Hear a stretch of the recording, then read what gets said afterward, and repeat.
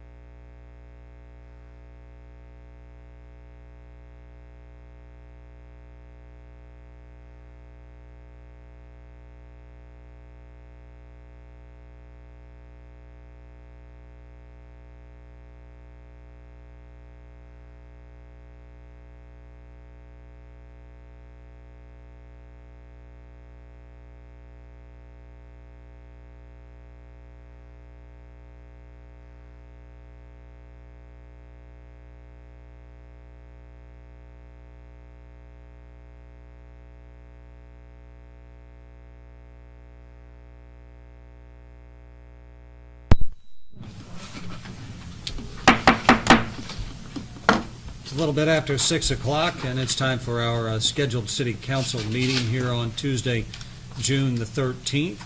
And per usual, I'd ask that we all rise. And I'd ask Ms. Hughes to lead us in an invocation, please. If you mind, as we pray, please. Gracious and loving God, we thank you for your presence as we once again meet. Father, help us to make decisions that will indeed make Murphysboro a better place to live and work and play. We pray that our work here is pleasing to you. Help us not to dwell on the negativity of this world, but to embrace the positivity of your grace. In your name we pray. Amen. Amen. Pledge of allegiance. I pledge allegiance to the flag of the United States of America and to the republic for which it stands, one nation, under God, indivisible, with liberty and justice for all. Thank you, Ms. Hughes.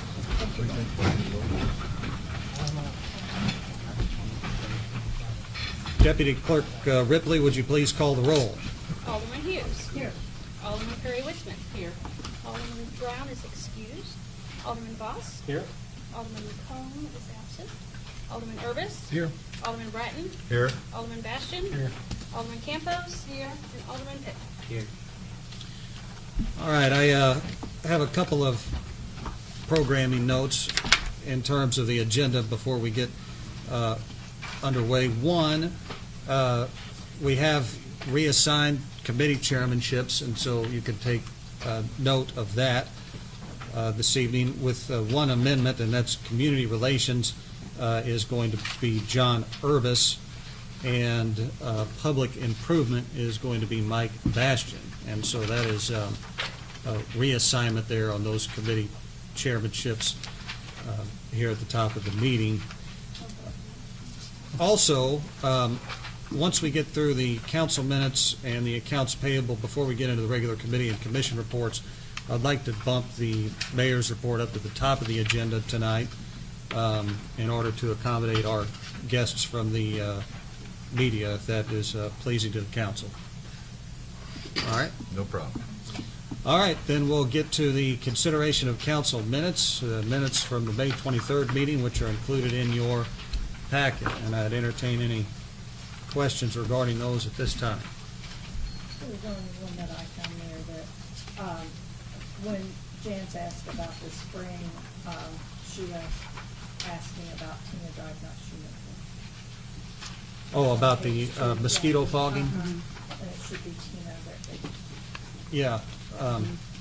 Please make that addition to the amendment to the minutes. Any other questions regarding the minutes? Seeing none, I'd entertain a motion to approve. Second. There's a motion and a second. All in favor signify by saying aye. Aye. Opposed? Motion carries. That takes us to the accounts payable, receivable, and payrolls, which are also included in your packet. Entertain any questions regarding those items. We'll go to Mr. Bratton. Page 3, under Giles, Are you at 85 or 86? I'm sorry, register 685, page 3, under Giles invoice 75-11-388, third one up from the bottom. I don't know for sure I can pronounce that, for $169.99. What is it? That's a holster. The what? That's a holster, a duty holster. For new, the new For a new hires, recruit. some of For a this new is hire. initial issue. For a new hire. Yes. On my invoices, I do the brand and all, that way when I look at pricing, I know exactly what I pay for. While you're explaining that, it says under miscellaneous supplies. Why don't you just run down through that, Chief, if you don't mind, tell us what those things are. Bianchi AccuMold, that's gonna be the outer duty belt, the outer leather belt we wear. The second one, because it cuts some of this off when I do the narrative on there. Alright, The yeah. second one, $13.49, that'll be the inner belt that connects to the outer one. Alright. The $29.49 will be a handcuff case. The $30.99 is a pair of handcuffs. $68.49, that is a magazine pouch, I believe. Then the holster, Bianchi flashlight, that'll be the holder for the flashlight, and then the Streamlight Stinger is the flashlight. Okay. It just cuts my narrative off. If I don't do that, when I look at invoices, I can't price compare. Okay, in that same register, thank you, Chief. Under page 6, Midwest Petroleum and Excavation Incorporated. Final payment for the lift station upgrade. And unless Mr. Stewart wants to correct me on this, then feel free to do so. That's not complete. The gravel's dumped, but it has not been spread and put in place. Pardon? It's not been leveled. It's dumped No. there. So I'd say we hold that final payment till we get that done. Can I ask a question about the lift station? Is this the one out there by the battery place? No, this is not. Is this a new one? No, this is the one on North 19th Street. Yeah. I'm sorry, but that's all I could find. All right. No need to apologize. Okay. No. Register 686, page 7. We have 2 of them there. James McNally back pay. Did we vote to give that person a raise or something, or what's the deal? Yes, we do. There was some additional duties in the police department after the basement was cleared out, and that became usable space essentially again, that he's cleaning. And so he asked for some additional monies for doing the additional work. Okay, and if we can flip over to page 9. And for the Murphysboro Lawn and Garden, did they put in $420 worth of mulch? Did they do the park down in front of the park district there on Walnut Street, or the one up next to the mayor's office? I know they were working on Smizer Plaza and also Town Center today. Putting mulch? Well, I just drove by. I just saw them out there weed eating essentially, and but That is where Mr. McComb got the most, so for the stuff he put around the city. Yeah, but not $420 worth. I Oh. bought mulch from the same place, and I it's good think we're mulch. anticipating reimbursement for this from Smizer, though, then. Well, it's still yet, we need to Yeah, I question that understand. bill, and I like those guys, and I buy stuff from them, Yeah, I you know, do and too. bought the mulch, but that $420 for mulch. well, I know that I spoke with Bert Osborne today, and in following up on what Barb mentioned, he said that the funding for the landscaping of the parks and the concert series was a no-brainer, quote unquote, and so he was very confident that they would be funding that for whatever it's worth. Is it mulch and spreading mulch, or just mulch? I suspect the labor's in there too. The mulch comes with a guy. This is Gary's. Yeah, but Okay. Gary picked the mulch up and put it in himself, Oh, I don't know then. up around the city You annex. think that's what he bought from Murphysboro Lawn and Garden? Yeah, it Oh, was, okay. but like, and that's what I'm questioning, the $420 for That's what I'm the amount of wondering. mulch that went around there. Do you want to hold that particular portion? Just that portion of it, I think we ought to do the other, Okay, or verify with Alderman McComb. we'll do that. And were you recommending that we hold that final payment to wastewater? Yes, I do, Yeah, okay, thank you. until we get the, Yeah. Mr. Stewart's blessing on that, 'cause everything's done. Any other questions on the bills? I had one. Mr. Urbis? Number 686, page, the last on page 5, the Hawk Company Service Agreement. Is that annual? It's wastewater treatment. Yeah. That's, service agreement for the calibration work equipment down there. Is that an annual? And that's new equipment? Is that new equipment? No, that's our equipment, our lab equipment. Okay. We have to get certified or calibrated every Thank you. Excuse me. I joked to somebody the other day, Jim, that you could put circus line on there if it was in the sewer department. We'd say, yeah, well, we probably just gotta have it. But, you know, most of it we got, I mean, we have to have it. It seems like you get questioned more than anybody else. But anyway. Any other questions? That's all I have. All right, entertain a motion to pay the bills with the amendment of the one for Murphysboro Lawn and Garden and the final payment on waste on the lift station. I so moved, Mr. Mayor. Okay? Second. We have a motion and a second. All in favor signify by saying aye. Aye. Opposed? Motion carries.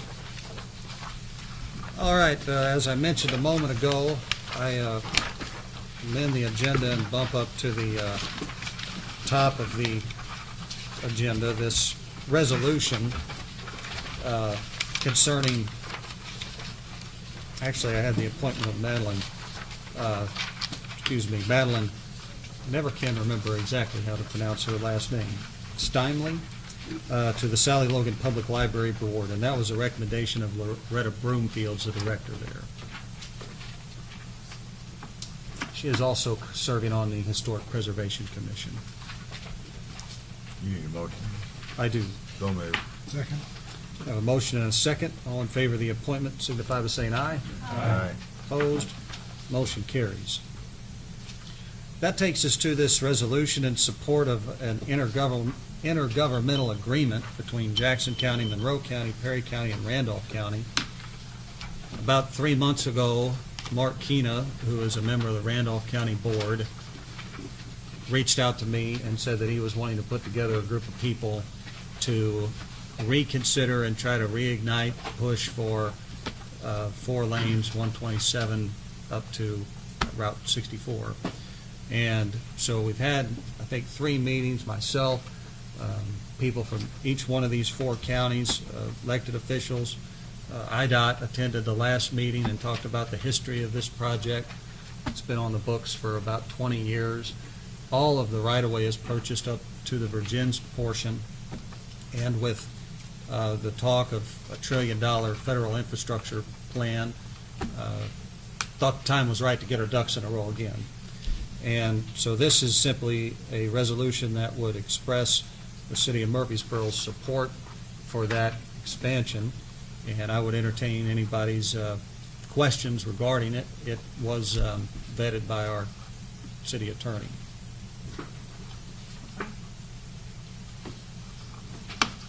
All right. If there's no questions considering this item, I'd entertain a motion to approve the resolution. So moved. I'll second that. Second.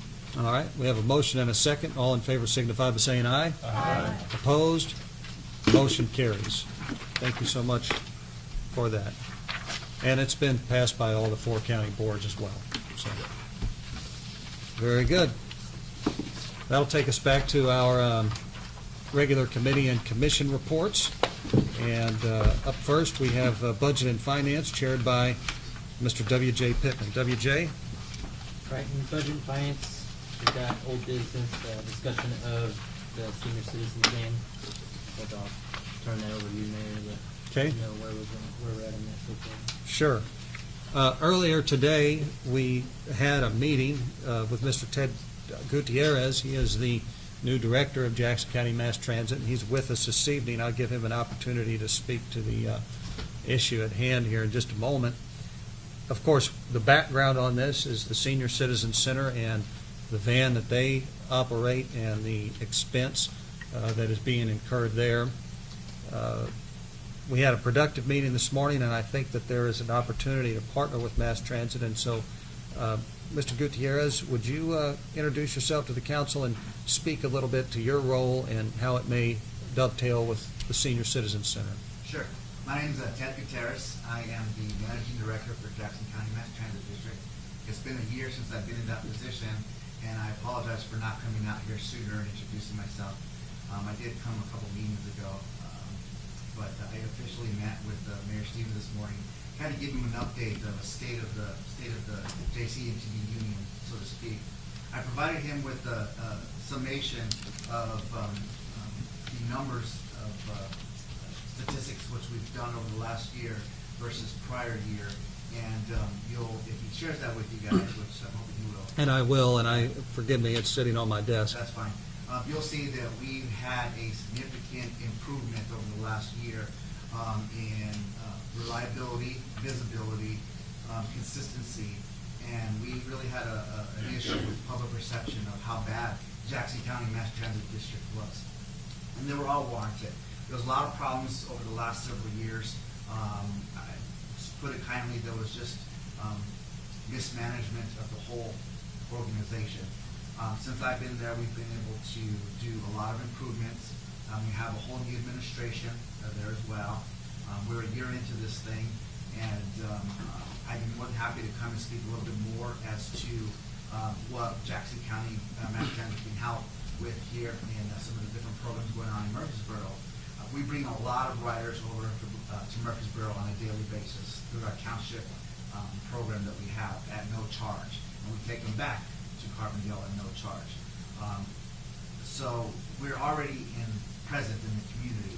What Mayor and I spoke about this morning was possibly expanding our services to include the senior center to take them to various appointments throughout the city and throughout Jackson County.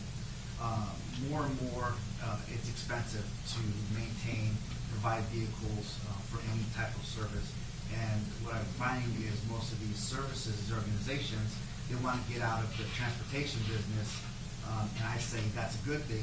Let us take care of whatever transportation needs there are, and you guys can focus on your primary, which in this case is working with the senior citizens there as well. So it was just the first meeting of hopefully a couple where we can kind of sit down and figure out how we can provide those services to the senior center here in Murphysboro. And I can definitely meet with anybody who is interested in talking with me a little bit further on some of the things that we provide.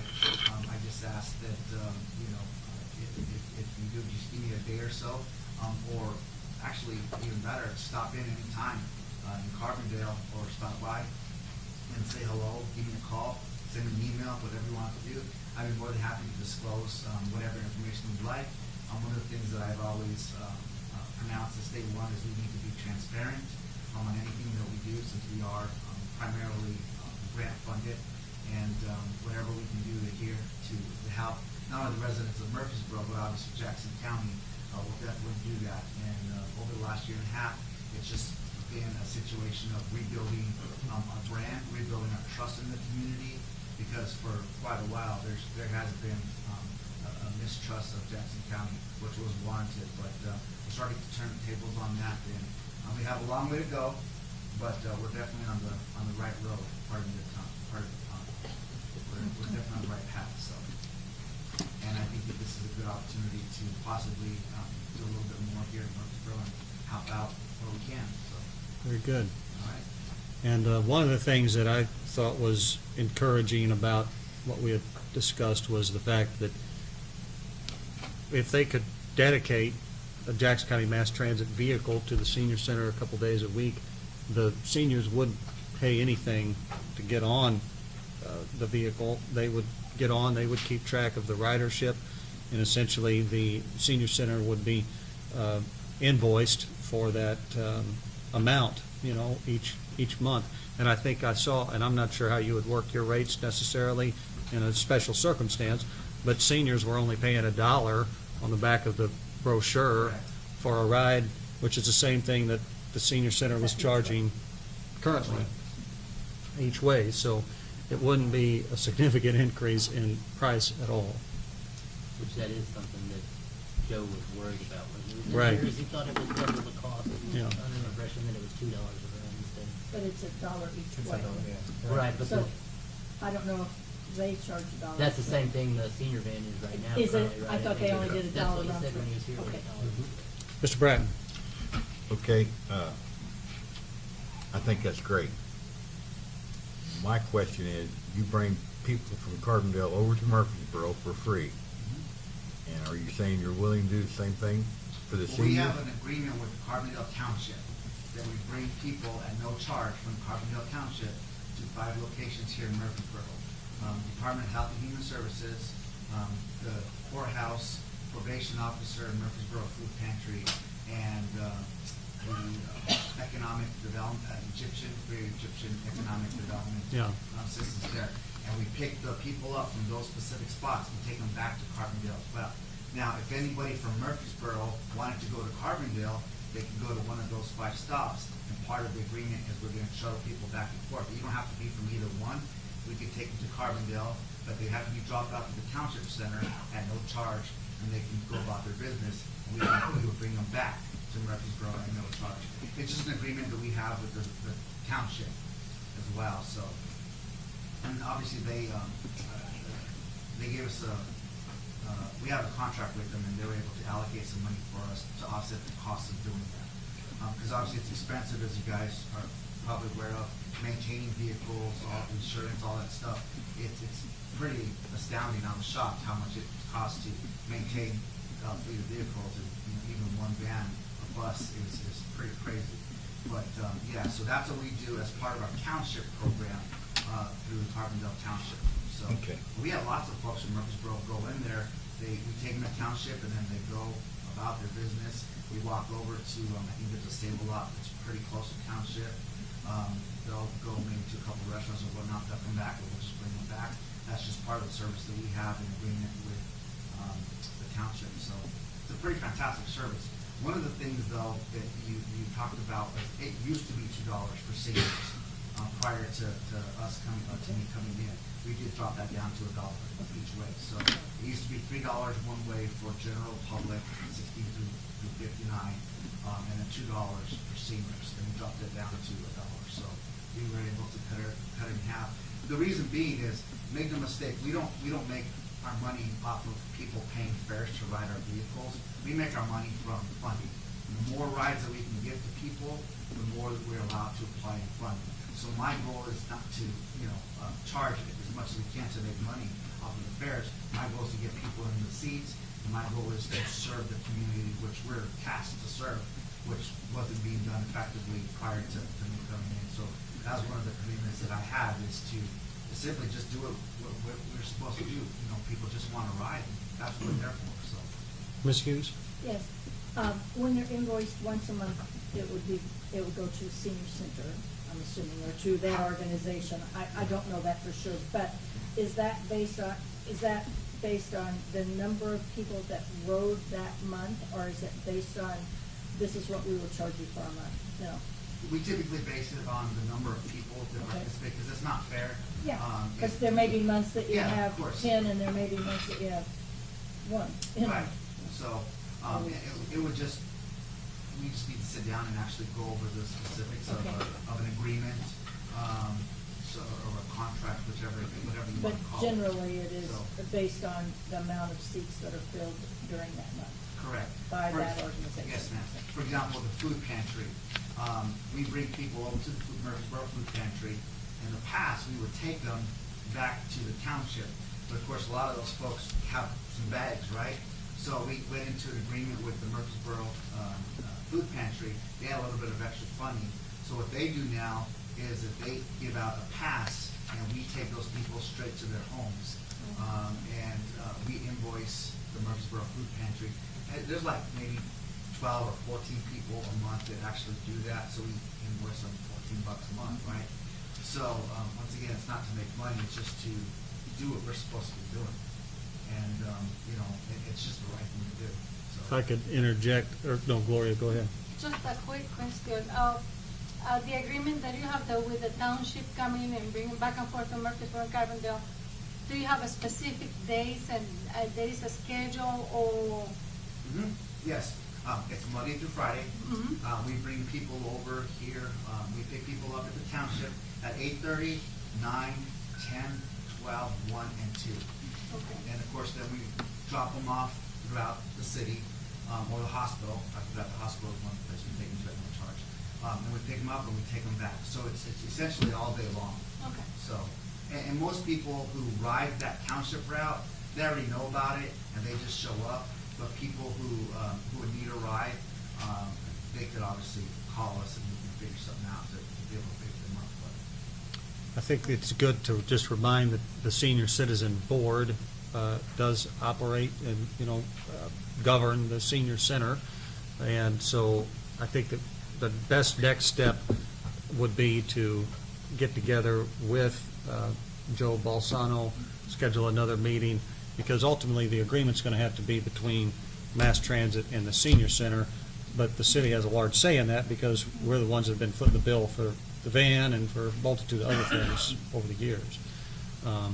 So that would be my recommendation. as far as the next step before we took any action. Would you refresh my memory? Do they use that van daily, or is it so many days a week that they take people? I believe it's Monday through Friday. Okay, thank you. But I don't know that they have ridership necessarily. I think that Every ridership single day, could be condensed to the Into benefit of the 2 days transit or authority whatever, into a yeah. couple days a week. All right, thank you. So, Yeah, we're definitely here all day, Monday through Friday. We have contract with Star, of course, the township, the food pantry, so. And you should be seeing a lot of our buses all the way around. We so do. I've been seeing Hopefully a lot much lately. more so than in the Yeah, past. much more than Yeah. So, Yeah. and moving, not just sitting in one place. That's Right. right. So, That's it. if you notice, anything odd, let me know. So, and of course, I'll share my information with everybody. I shared it with Mayor Stevens and WJ earlier today, so once again, I'd be happy to meet anytime one-on-one with you guys, or by all means, stop by, say hello. We have our board meeting, our monthly board meeting coming up on Thursday. I invited Mayor Stevens to come out. Public is welcome to attend. This one should be pretty interesting. We have some stuff going on, but for the betterment of JCN to be going forward, so. excellent. Any other you. questions? Thanks. All right. Thank you. Thank you so much. Appreciate it. All right. So then are we going to, do we want to arrange a meeting between the citizens board or just? I think that a good next step would be for, since WJ, you and I had this initial meeting, if you and I want to get together with Joe and, talk to him about what was discussed this evening, kind of take the temperature of how that's received, and then, move forward from there. All right? That's it in old business. In new business, we have presentation of audit for fiscal year ending 12/31/16 by Mark Dallas and Anna Gittislav, Kroger Agricultural, and Anna's here. I'm gonna start with an apology. I'm getting over a cold, so if you have trouble understanding me, please let me know. But instead, I'm Anna Gittislav. I'm a CPA and partner with Kroger Agricultural. Mark Dallas, our other partner, isn't here. He's out in the Smoky Mountains tonight, so I'll be jealous and get me instead. And he knew that this was on his schedule and he still went? Yeah, he couldn't reschedule it. Yeah, okay. You got the good end of it. I agree. You should have in front of you the board presentation we prepared for you. It's got a bunch of tabs in it. I am not going to read through it. This is pretty thick. I'm not going to go through every page tonight. But I am here for your benefit, so if you guys have any questions for me, please don't hesitate to interrupt and ask me. The first tab here, the overview, I'm going to hit the highlights in there. The second tab is your management communication tab. That's a formal letter between us, the audit firm, and you, those charged with governance. That's required communication that we have to give to you. I'm not going to read that letter to you tonight. It's there, but I'm going to touch on all the important highlights in my overview. Okay. And then I'm going to hit some performance highlights and wrap up with some of our recommendations. So if you want to start, if you want to follow along on page 1, it's in the first tab there. Most importantly, it's important to understand that the fair presentation of the financial statements is management's responsibility. Our responsibility as the audit firm is to express an opinion on those financial statements. So for the FY16 fiscal year, we expressed an unmodified opinion. An unmodified opinion means our opinion was not modified for any reason. It's the highest opinion we can give as an audit firm. It's a clean opinion, if you will. To get to the point where we reach that opinion, we have various tools in place throughout the planning, fieldwork of the audit. We look at your internal controls, your processes and procedures to see who's doing what, how it's done, are they good controls, is there good segregation of duties. We do a lot of substantive testing where we're digging into some of the details and looking at actual invoices. And so we do a good, thorough audit of your financial information. As far as the audit itself, it went really well, as expected. The management gave us full access to the books and records. We had full cooperation from management. We only had one adjusting entry, and that's one we do every year, and it's really just a reclassification position we call your transfer of funds from the general fund to the water and sewer, a transfer rather than income and expense. So it's just a reclassification. We didn't have any past adjustments. In some years, an audit firm may find adjustment that they would propose to management and suggest be made, and management might decide that they don't want to make that adjustment for whatever reason. But I'm pleased to report we did not have any of those. I would be required to communicate those to you if we did. Any questions on the overview itself? Okay, so if you want to skip that management communication and go to the performance highlights, and actually go to page 9, it's the second page after that tab. It's landscape, really teeny tiny print.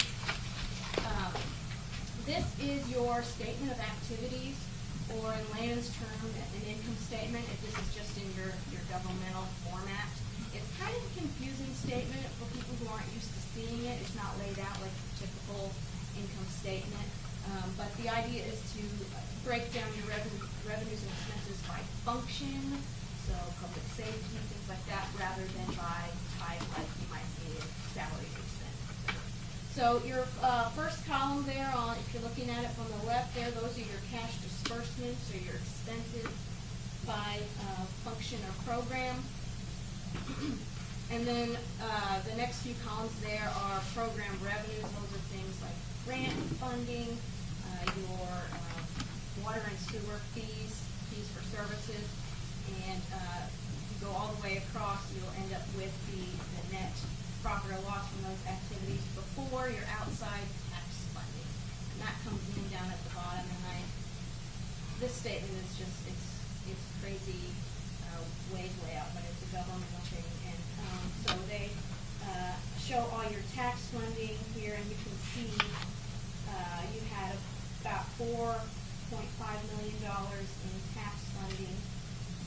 And so your overall change in net position for your governmental activities, so that's your general motor fuel tax, all your pretty much all your funds other than water and sewer.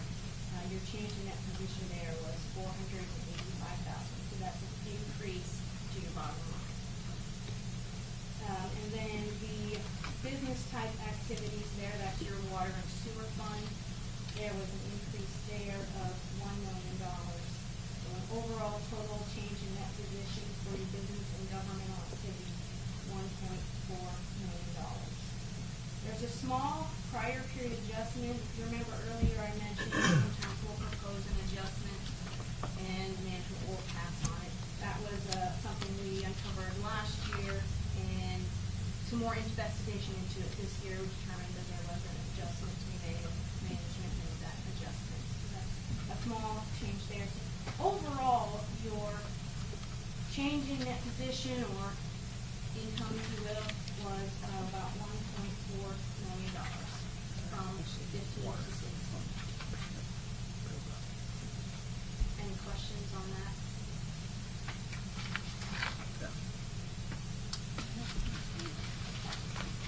So if you flip back to the page previous to that, page 8, this is your statement of net position. You might hear it in the public sector called the balance sheet, but this is a snapshot in time. This is at December 31st, 2016, what assets the city had, what liabilities they own, and overall net position is the difference between the two. So there's been some big changes. Your total assets are at $24 million, and that's an increase of about $11.2 million from the prior year. And that's two things: your new water sewer treatment plant that's ongoing, it's in CIP, construction in progress at the end of the year, and then we just talked about how you have an increase in your net position of about $1.4 million. So you're seeing that in your cash and investment balances as well. So overall, total assets is up, but if you drop down to your total liabilities, there's also an increase there. You're at $14.7 million, and that's about a $9.8 million increase from the previous year, FY15. So as you know, you borrowed some money to fund the big project. So that would be with a net position or ownership or equity in the city of $9.7, almost $9.8 million. Any questions on that? Okay, the only other financial statement I wanted to hit so, page 12 is your general fund, so you know you have multiple funds, and I'm just gonna pull out your general and your water and sewer fund. Those are your bigger funds that have the most activity, that what I call your major funds. And, I know you guys probably live and die by your budget, and you look from budget to actual every month, and, but when we come out for the audit, we look from prior year to current year, and that helps us see what's changed. So, I've just got here a 2-year comparison for the general fund, the statement of revenues, expenditures, and changes in fund balance or income statement. And this is on the modified cash basis, so cash in and cash out. You don't do accounts receivable or accounts payable. It's just cash you pay during the year and cash you receive during the year. And if you look, as expected, your tax revenue is very comparable to the prior year. If you look from 15 to 16, only a 1% increase, which is expected. You don't usually see a big fluctuation in tax revenues from year to year. And it's the same with the expenditures. You held your expenditures in line with the previous year, just a small increase of 1% to 22%. So overall, your excess of revenues over expenditures for 16 of $944,000 before your transfers was very comparable to the prior year's $897,000. Then you always have a transfer from your general fund out to your water and sewer, which left you with a net change in fund balance for the general fund only of $344,000. Any questions on that? Where's that figure at, that last one, that three? Down at the bottom on the right, by the Okay. minus 62%. Thank you. And if you want to skip a page and go to page 14, the water and sewer fund, your other major fund, and this is a proprietary fund, so you're performing your service and receiving fees for that service. If you look, your total operating revenues and each line item, they're all very in line with the prior year, comparing 15 to 16 there. But if you drop down to the operating expenses, I did want to highlight that you had a significant decrease in your operating expenses, over $200,000 for the year. And that's all in that, pretty much all in that purchase of water line item. And you purchased less gallons during the year, and we think it's to the new water main. It's really saved you some money. And I've got another later on in the comments, I've got an interesting statistic that'll really show it too, what's changed. But so overall, your operating income was $384,000 approximately for the year, which is up by over $200,000 from the prior year. So non-operating revenues, you had a special debt forgiveness last year, so that throws the comparison off a little bit. But overall, your operating income is the key there, but it's went up significantly. Any questions on that? Okay, so the last thing I wanted to touch on was the advisory comments tab. And these are recommendations from us to you, management, and those charged with governance. And I'm pleased to say we don't have any new comments this year. There's nothing new. We didn't have any new issues that came up. And we were able to actually take several off of here. And so things have been changed or done to really decrease, our recommendations, if you will. However, I am going to keep these on here year after year as long as they're there, because they're about segregation of duties. And as I mentioned at the beginning, we really look at your internal controls and your processes and procedures and who does what. That's very important in helping prevent and detect fraud. If you watch the news at all, local governments are in the news, especially in our area, pretty often for fraud. And I'm not saying fraud has occurred here at all. I'm saying if you see that in the news, it all goes back to one thing, and it's segregation of duties. It's one person having too much access to too many steps in the process. So if we see an area that we think is at risk, we're going to let you know about it. Is there a cost benefit for you to add another employee to alleviate this? Maybe not. I mean, with the smaller, I mean, that'd be tough to say, you know, to spend a bunch of money on some salaries to save a few pennies. I don't know. But the fact that we have no audit adjustments tells me that you are getting accurate financial statements throughout the year. So that's a positive. But I did want to, you know, mention these here. I'm not going to read through these unless you guys have specific questions on them. They are repeated from previous years. I know there are some new cases this year. But it's basically going back to, in these processes, making sure someone doesn't have access to too many steps. We've added some mitigating controls throughout the years, some oversight and things like that. And you know, having board involvement, looking at those disbursements are all good things. Any questions on the segregation of duties? So page 26, the last thing I wanted to highlight because I mentioned it earlier. Every year we've been coming here and we've been showing you your water loss percentage. And we've been doing it. It's been several years I think we've presented this to you. And if you look where I'm at the top of page 26 there, if you look at 12, 14, 15, your water loss percentage just kept going up. And so what we did, we were looking at the gallons you purchased from Kincaid Creek and comparing that to the gallons that you sold to your customers. And there was some losses of gallons that weren't translating into your sales. And this year, you can see in 16 that loss percentage is down 20%. And there is going to be some loss, you know, from events you have and water main breaks and such. But I think this is telling as to the savings you see in the cost of water. Yeah, the 36%, just for the folks here that may be wondering, in 2015, we lost 36%, and this year we lost, in 2016, 20%. And two things primarily contributed to that for new council members who maybe didn't know, but of course the new water main on Walnut Street, I think that was a big portion.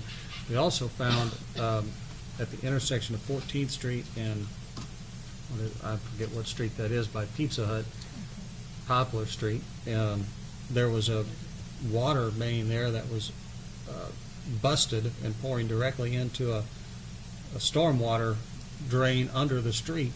And so we don't know how long it had been doing that, but that had just been flowing 24 hours a day for a long time. So that's fixed now, and it's saved us a considerable amount of money, to the point where the folks at Kincaid called me up the other day and said, hey, we're losing money on you guys. And so That's a good thing. we're probably going to see a water rate increase because of it. Probably going to see They're going Yeah. to raise our rate. But anyway, But that should go to all their customers, not just you. Right. Certainly. Those are the things I wanted to highlight tonight. I won't take any more of your time unless you have questions for me, but I appreciate you having me. Very good. Thank you very much, Anna. And next item is discussion and approval of annual prevailing wage ordinance. I guess that's what the. Yes, that's a standard ordinance that the city requires to enact each year. All that it does is it adopts and incorporates the prevailing wage as is set by the Department of Labor for Jackson County. And that's the prevailing wage for public works projects. I make a motion to do it. All right, we have a motion and a second on the annual prevailing wage ordinance. All in favor signify by saying aye. Aye. Opposed? Motion carries. And last item, budget finance, is updates from Mike Jones regarding tourism projects and expenditures. Mr. Jones? Well, what would you like to know? We, I could speak to that, I suppose. Oftentimes at the council, we see various things come through that we know are tourism-related dollars, and we say to ourselves, we wonder what is on the horizon for tourism, and I think especially with the eclipse coming up, some of those things that you might be involved in, if you could just give us a general update, I think is what we were looking for. Okay, we get our sources of money from City of Murphysboro, down to one motel.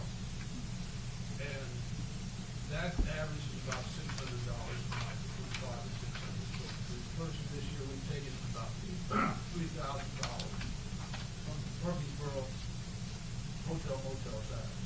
And then we are also given from the county, and we have charge over the bed and breakfast tax of the county. And that has run about $9,000 for the first 5 months of the year. We get that quarterly. Okay? So in Murphysboro, we have done very little because we use the bulk of our money in working with the TIF district and all those things. So we started out with a balance around $4,000, $4,500. We put money out for cruise night, put money into a little bit of money into the bike tour that they do. I think that was $13. Hometown Christmas is about all we spend on outside of our regular operating expenses that we have, which are utilities, water, and paper, I think lights at the sign, and different things like that. And the county money, we've had quite a few projects that have come to fruition, and so we've spent a lot of money on the county money. One of those is a new webpage that is much superior to the one we had, and we have much more control over what is in it and being able to update it. We've had a video made that we can put on the webpage and then also break that down into commercials. All these things you guys can see if you want to look at. We ordered banners for the city that will have 3 themes on it to try to brand your city. One of them is Apple City, one of them is Logan Memorial Day, and one of them is Barbecue Capital Going On. And these 2 banners will take the place of the Murphysboro banners that we see now. And we hope to have them up by the 1st of August. And we want to have them in place for the eclipse when all of these people descend on us. Hopefully descend on us. That's what. So this is basically what we spend our money on. I mean, we spend our money on marketing. Once we have the video in place, we're going to look at commercials, short TV commercials and markets that we're for. And then this is something down the road. We had to get the video done before we could look at the commercial and cut out that shorter piece to go in commercial. We did buy Eclipse glasses, which we're going to distribute to our restaurants and our bed and breakfasts that send money in, so that they have something to give away to the people who come in. And we bought 11,000 of them. So there's about $2,500. So we can even distribute them to the city council if they'd like to watch it. Wear them during the meeting. Do you have any logo on the side of those? It has a Murphysboro tourism logo Good, on the side good. of it. Good. That's real good. It has Logan and the Apple, so it's those 2 things that we brand there. But that's pretty much what we've done so far. The banners are going to be the most expensive. I will tell you, we worked with 17th Street, and they're going to contribute about half of the banner cost. So Some of those were. we'll have an invoice coming through for $8,200 and some odd dollars out of our county funds. We will be responsible for about $3,800 when we get all of that part paid out. In fact, I've got that figure here because I was looking at that today.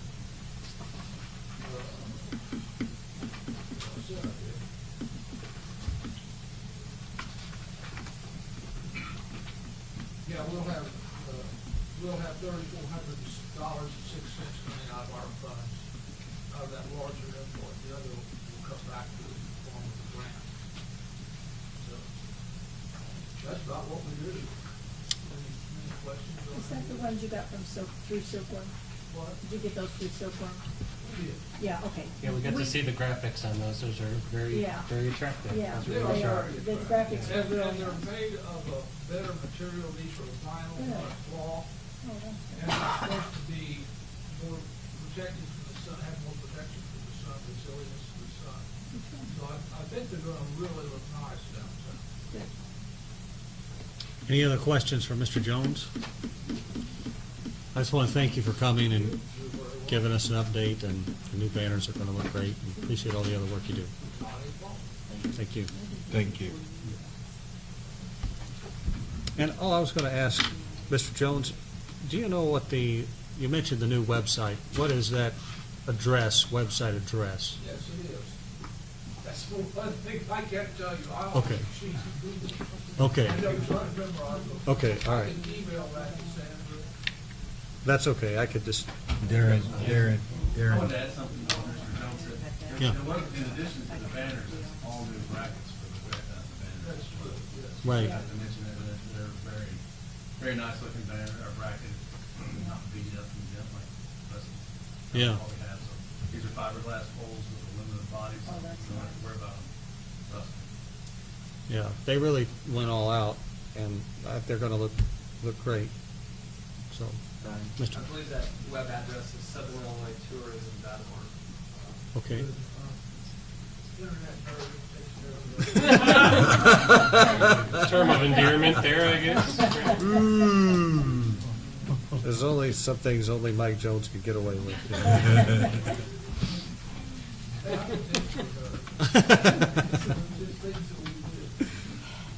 All right. Looks like that's the last item in Budget and Finance. Open up to public comment. Yes, ma'am. Okay, I own Lovely Brew Coffee Shop. I have a big hole in the front of our coffee shop that I'm requesting the city to repair. And I also would like to have 2 30-minute parking. And the courthouse, another suggestion I was thinking about is making it a one-way and having diagonally parking all the way around the courthouse. You can put more cars there. They can enter from either the sheriff's department, just on that one block, one Mhm. way, going on, Chestnut.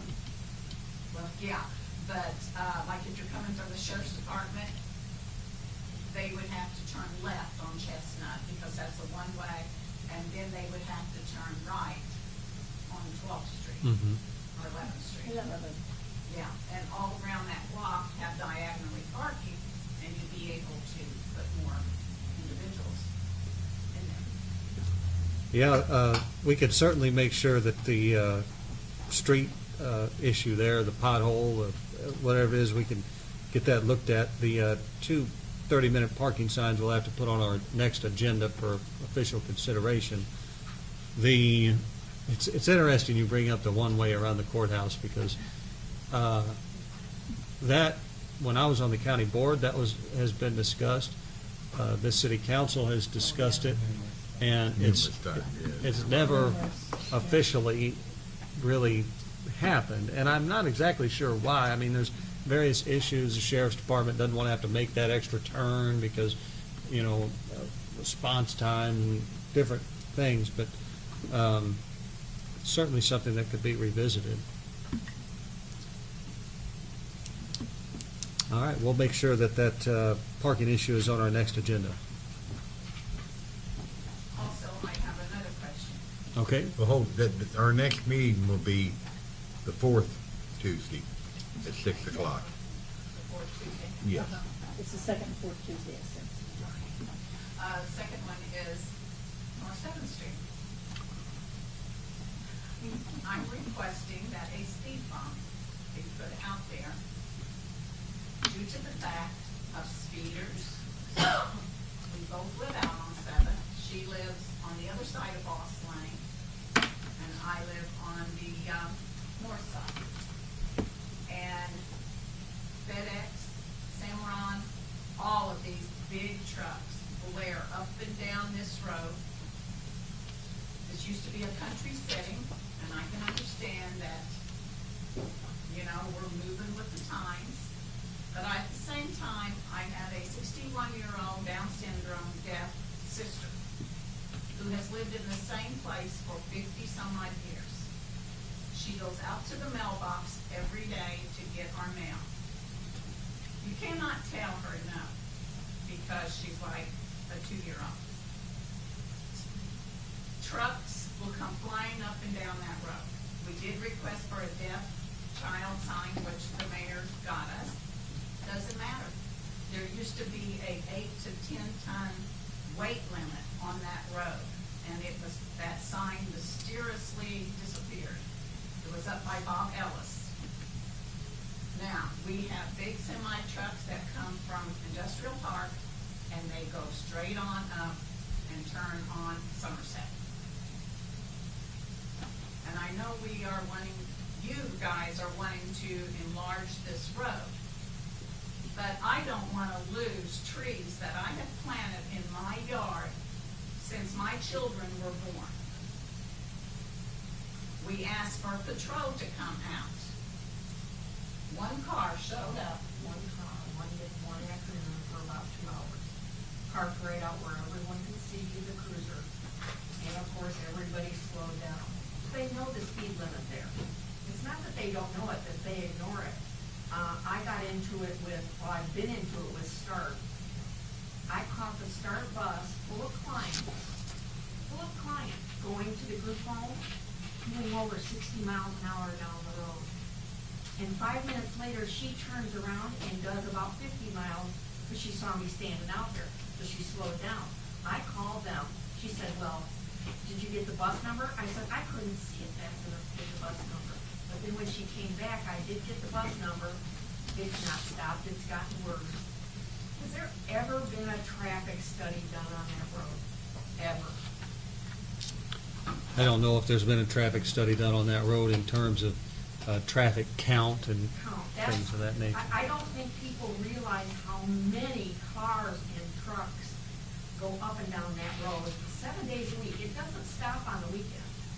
On the weekends, you get Big Muddy and all the Jeeps going up and down there.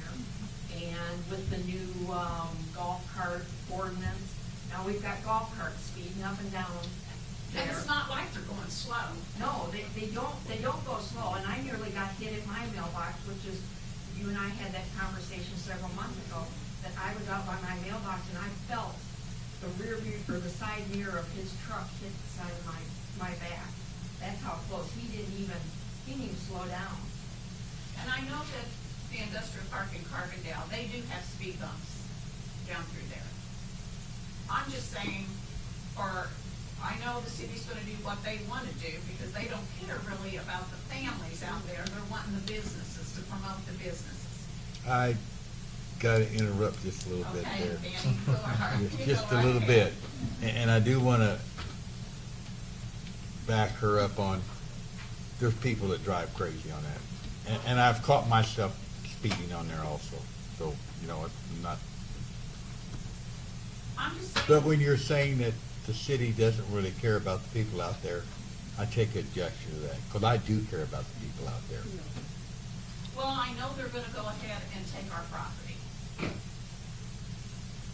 I know that. In 2019, they are gonna go ahead and do what they gotta do to please these trucking companies. And you're talking about 50 years ago, this was a country setting, all country. All these plants that's out there now, there wasn't a one. It was all pasture field. Well, You're a right. good example. You're right, 100% right. A good example of an industrial park is the old industrial park. You go down 19th Street, that's a wide road. It's not being used like it used to be, but it's a wide road. And you look at 7th Street and you look at how many times I see guys with these landscaping trailers come off and into my ditch with the trailer. The track marks are there, and they're going fast. And there are children on bicycles, people walking up and down there that come in from Harrison, walk up to the laundromat. Yeah. And you also have the water problem. And if I could, You're trying to fix. Yeah. But got one hot cookie over there who has brought in tons of concrete now and has filled all that backfield in, and then she's gonna level it out. Now, what do you think's gonna happen to 7th Street now that she's done that? All right, I need to just, we don't actually have a actionable discussion regarding 7th Street on the agenda tonight, and I'm not trying to squelch any I understand. public comment, but we do have a pretty busy agenda tonight, and I want to make sure that we could give everybody a fair hearing as we go throughout the evening. Well, one of my things is safety for my sister. And until we can decide whatever the city is going to do, I'm requesting a speed bump. All right, so we've got 2 items to carry over for our next agenda, one being a couple of 30-minute parkings for Murphysboro, and then a speed bump on 7th Street in order to try to slow the traffic down. Now, this is just a real quick thing. When we had this last flooding that we had, very seldom, I've only lived here 3 years, but we've had some pretty good rain since I've been here. And now it's starting to come up over the road down by me, which is a good quarter of a mile from where it normally does it. So it's already beginning to happen.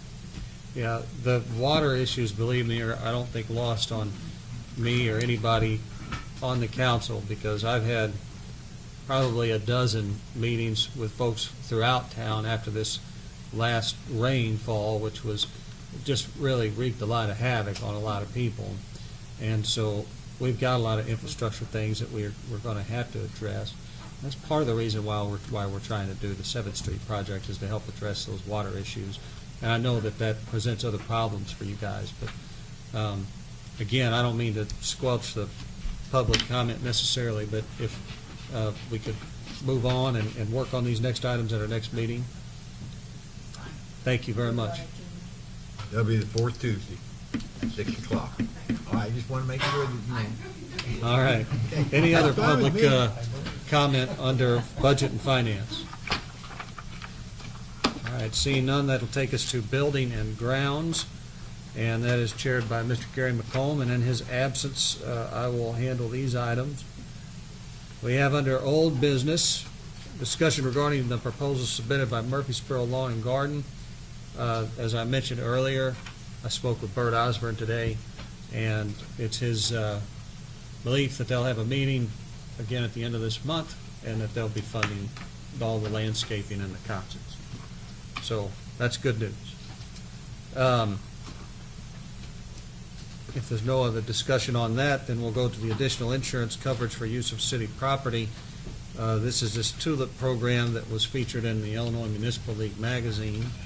And I think I may have an update from our attorney, Mr. Blake, on that. Richard?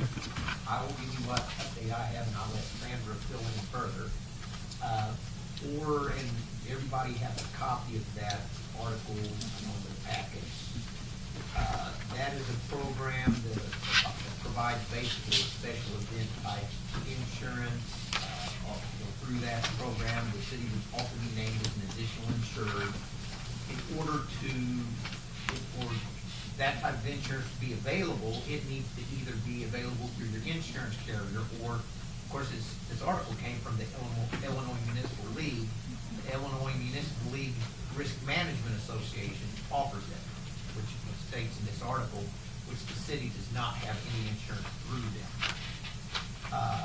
Sandra has spoken for an agency, and this is a program that's not available through them.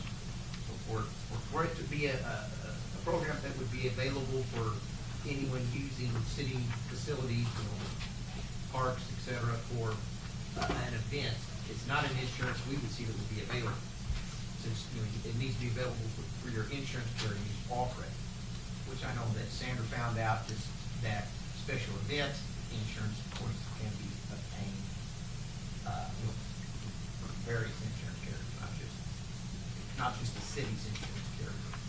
But as with that, again, your questions, the costs, it varies event to event, what it is. Natural accident, some other event, if there's alcohol involved. We don't have a whole lot of information other than the TULIP insurance program's not gonna be available to anyone with city events for Murphysboro unless Murphysboro was to use an insurance carrier that provides it, which at this time the city doesn't. We do? We do not. Do not, okay. Does our regular liability insurance cover these things? I mean, we've been having events for years. Well, what it's suggesting is that the renter would obtain that special event license Okay, for the that's what additional I coverage. misunderstood that. Okay, thank you. Yeah. It's like your tenant would Right. use it. Okay, thank you. I would just offer my opinion on this and say that I don't think that this is something we need to pursue.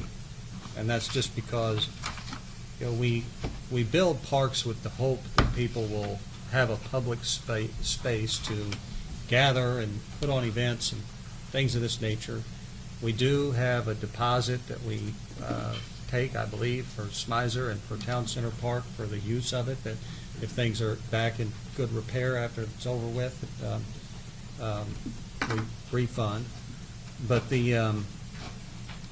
I just don't feel like we need to place this additional monetary burden on people who 9 times out of 10, you know, these are fundraisers and 5Ks and things like that. It's just gonna take money out of their profits for their fundraiser.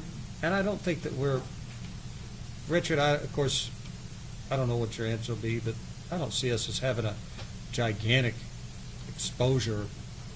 I mean, we have insurance. I mean, you know. Well, I think we've made sure it was within such as, say, the 17th Street Barbecue Cook-Off, where the city's streets are in use.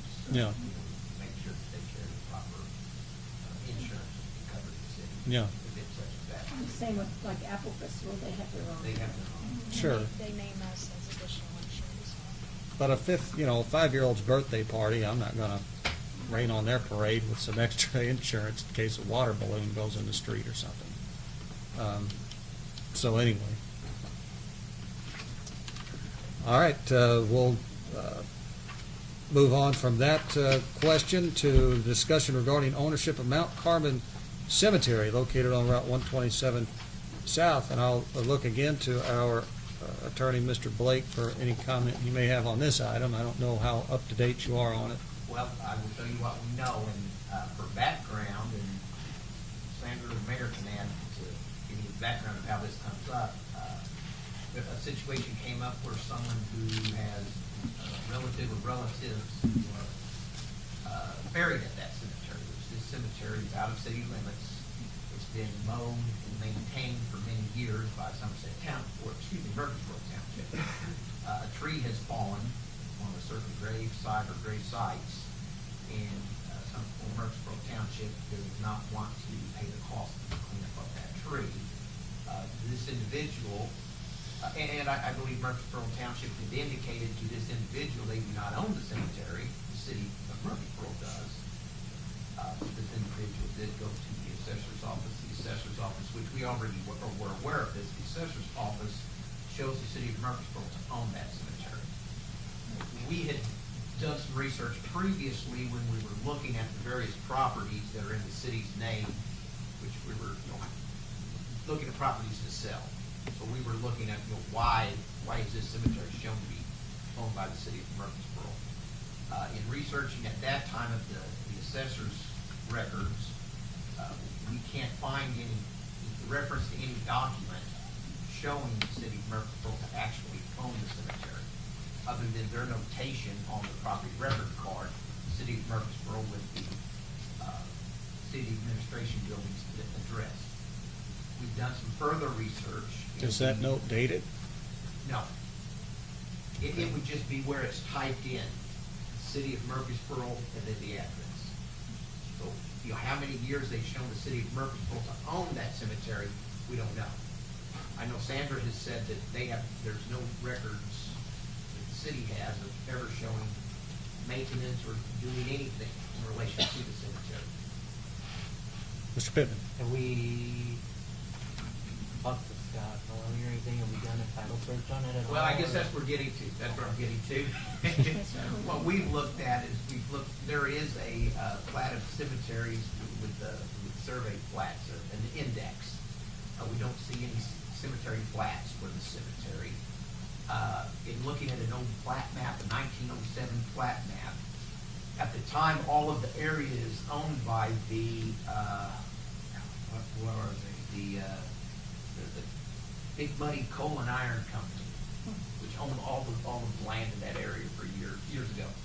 And at that time, the 1907 plat has a marker that says cemetery in that area. And what we did do, we did speak with Scott, and we did look at the first subdivision from that area, which was made in October of 1925. It shows lots being subdivided off. At that time, it was Consolidated Coal Company of St. Louis, which was a successor to the previous coal company. It indicates the cemetery there. It just says cemetery. No further information. So, we don't know how, at this point, the cemetery ever developed. And what has happened in some times in history is there may have been a family or neighbors in a certain area who began burying their loved ones in a certain area, and as time goes on, when property has been conveyed away, they convey property and they accept that part used for cemetery purposes. A lot of times cemeteries didn't develop in that fashion. So right now we don't have anything showing who owns it. If we want to do further investigation to find out who owns it, we would recommend having Jackson County Abstract do a search. Scott, Ed spoke with Scott, and he did not give us any type of quote, this is what's going to cost a search. The city wants to know who actually owns it, or if there's a basis to say the city of Murphysboro owns it. That's what it would take to search back to when the Big Muddy Iron and Coal Company owned it, and see just how it was conveyed off to anybody, or if it ever was, or if it was just accepted off when properties around it were conveyed away. Questions from the council? Are they asking us to remove the street and replace the memorial stone?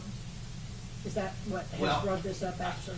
That's what brought this question up Okay. at this point. And we really didn't know before that this was even in our name, or we were aware We of knew it. the assessor's office Thought it had was. it in named city of Murphysboro. All right. Mr. Pittman?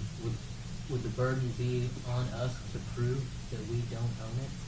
I mean, we wouldn't have to pay for a search, and, I mean, if they want to pay for a title search and we say that we own it and we should fix it, then that would be on them, correct? Well, I'm not certain. I mean, because, essentially the only legal record showing ownership says that we own it. So wouldn't it the burden I be? mean, a notation on an assessor's note card is not a legal, representation that we own it. I wouldn't think so. I mean, they have site owners' names incorrect on a lot of tax bills, Yeah. that. They do, and it could have been at some point, somebody could have told Murphysboro and said Murphysboro Township, go down to the city of Murphysboro. Yeah, That's, could very well be. Is there a tax bill that comes out for that? well, it's exempt. I would think, and you're our city attorney, that the burden of proof would be on them. And if we would go out and remove the tree, if there's any tombstones that are damaged, we would automatically say we're responsible, even though we haven't said it, and we're going to be liable for that too. So There's also a certain sense, though, that we ought to try to get along with our other neighboring governmental entities, I mean, to a certain extent, and at some point, we're going to have to figure out who actually owns this cemetery. So, I mean, I don't, perhaps the best thing to do would be to ask the township if they would split the cost with us or something, just out of a sense of trying to get along with our local township government. if we had the money in the bank that they have, I'd go say, let's just go out and take care of the tree, but that ain't the case. We take care of them, and they're good to us on trash stuff and whatever, and we want to work with them, but you know, they get a lot of the taxes, the money that we take care of on the streets and stuff like that, because it's in Murphysboro Township. So I'd suggest, just my opinion, that we leave well enough alone at this time. They want to do a title search. You know, I think the burden of proof's on them. Well, I know a girl that died about 10 years ago, and she was buried there, and my husband's grandparents are buried out there. But they all attended Mount Carbon Church. So Correct. I always just assumed it was owned by Mount Carbon Church. I thought so too, actually. That's like the Lutheran cemetery out there by Favors. The Lutheran cemetery they own that, and they sell flocks out there. So the Lutheran Church is responsible for it. If it's Mount Carbon Cemetery, I always just thought Mount Carbon. How would Was they sell the responsible. flocks there? Do you have any idea? No, because when my husband's family died, they just automatically, you went to the funeral home and they went out there and dug it. But they had to put up some kind of a deed to their lots. Well, is anybody willing to make a motion of some sort here on this item? I think the primary question is, do we want to do a title search on it? I mean, it might be as simple as talking to the funeral homes too and see who's selling plots for that sort of thing. I mean, if they're still burying people there, somebody's paying for that money's going somewhere. Yeah. Mike Jones could probably find out. Yeah, yeah. Well, let's, I guess perhaps just hold the question, and we can ask Mr. McComb, as Building and Grounds Chair, to, and always in your absence, you get assigned duties. And so we could make him the primary seeker of information on this item, and maybe that would be a good place to start, would be with the funeral homes, and see where we can get from there. And we'll hold it till the next meeting. All right, that is everything we have there under Building and Grounds. Any public comment concerning Building and Grounds? All right, takes us out of that, and that'll take us to the Community Relations items chaired by Mr. John Irvis. John?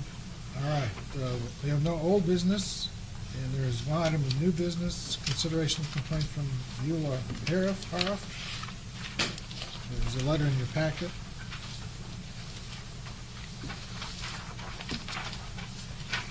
Is she here?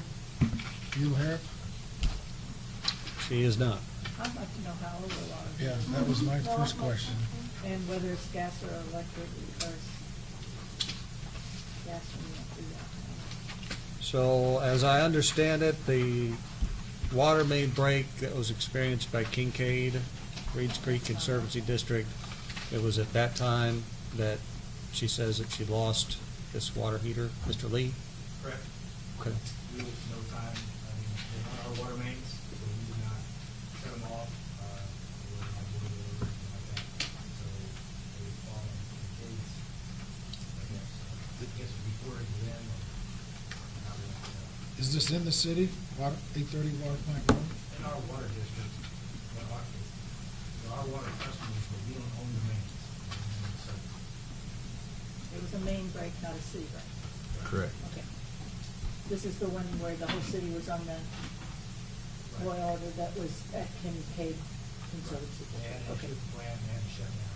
Yeah, yes, I remember. People ran the water for Yeah. a certain amount of time. Yeah. So, John, what do you think? Well, I was thinking contact her and ask her how old it was, and if she has anyone that will support her claim that that's why her water heater went out. But I also And think what she should licensed know that plumber it's not our replaced That is it? not Yeah, our responsibility, yeah. Right.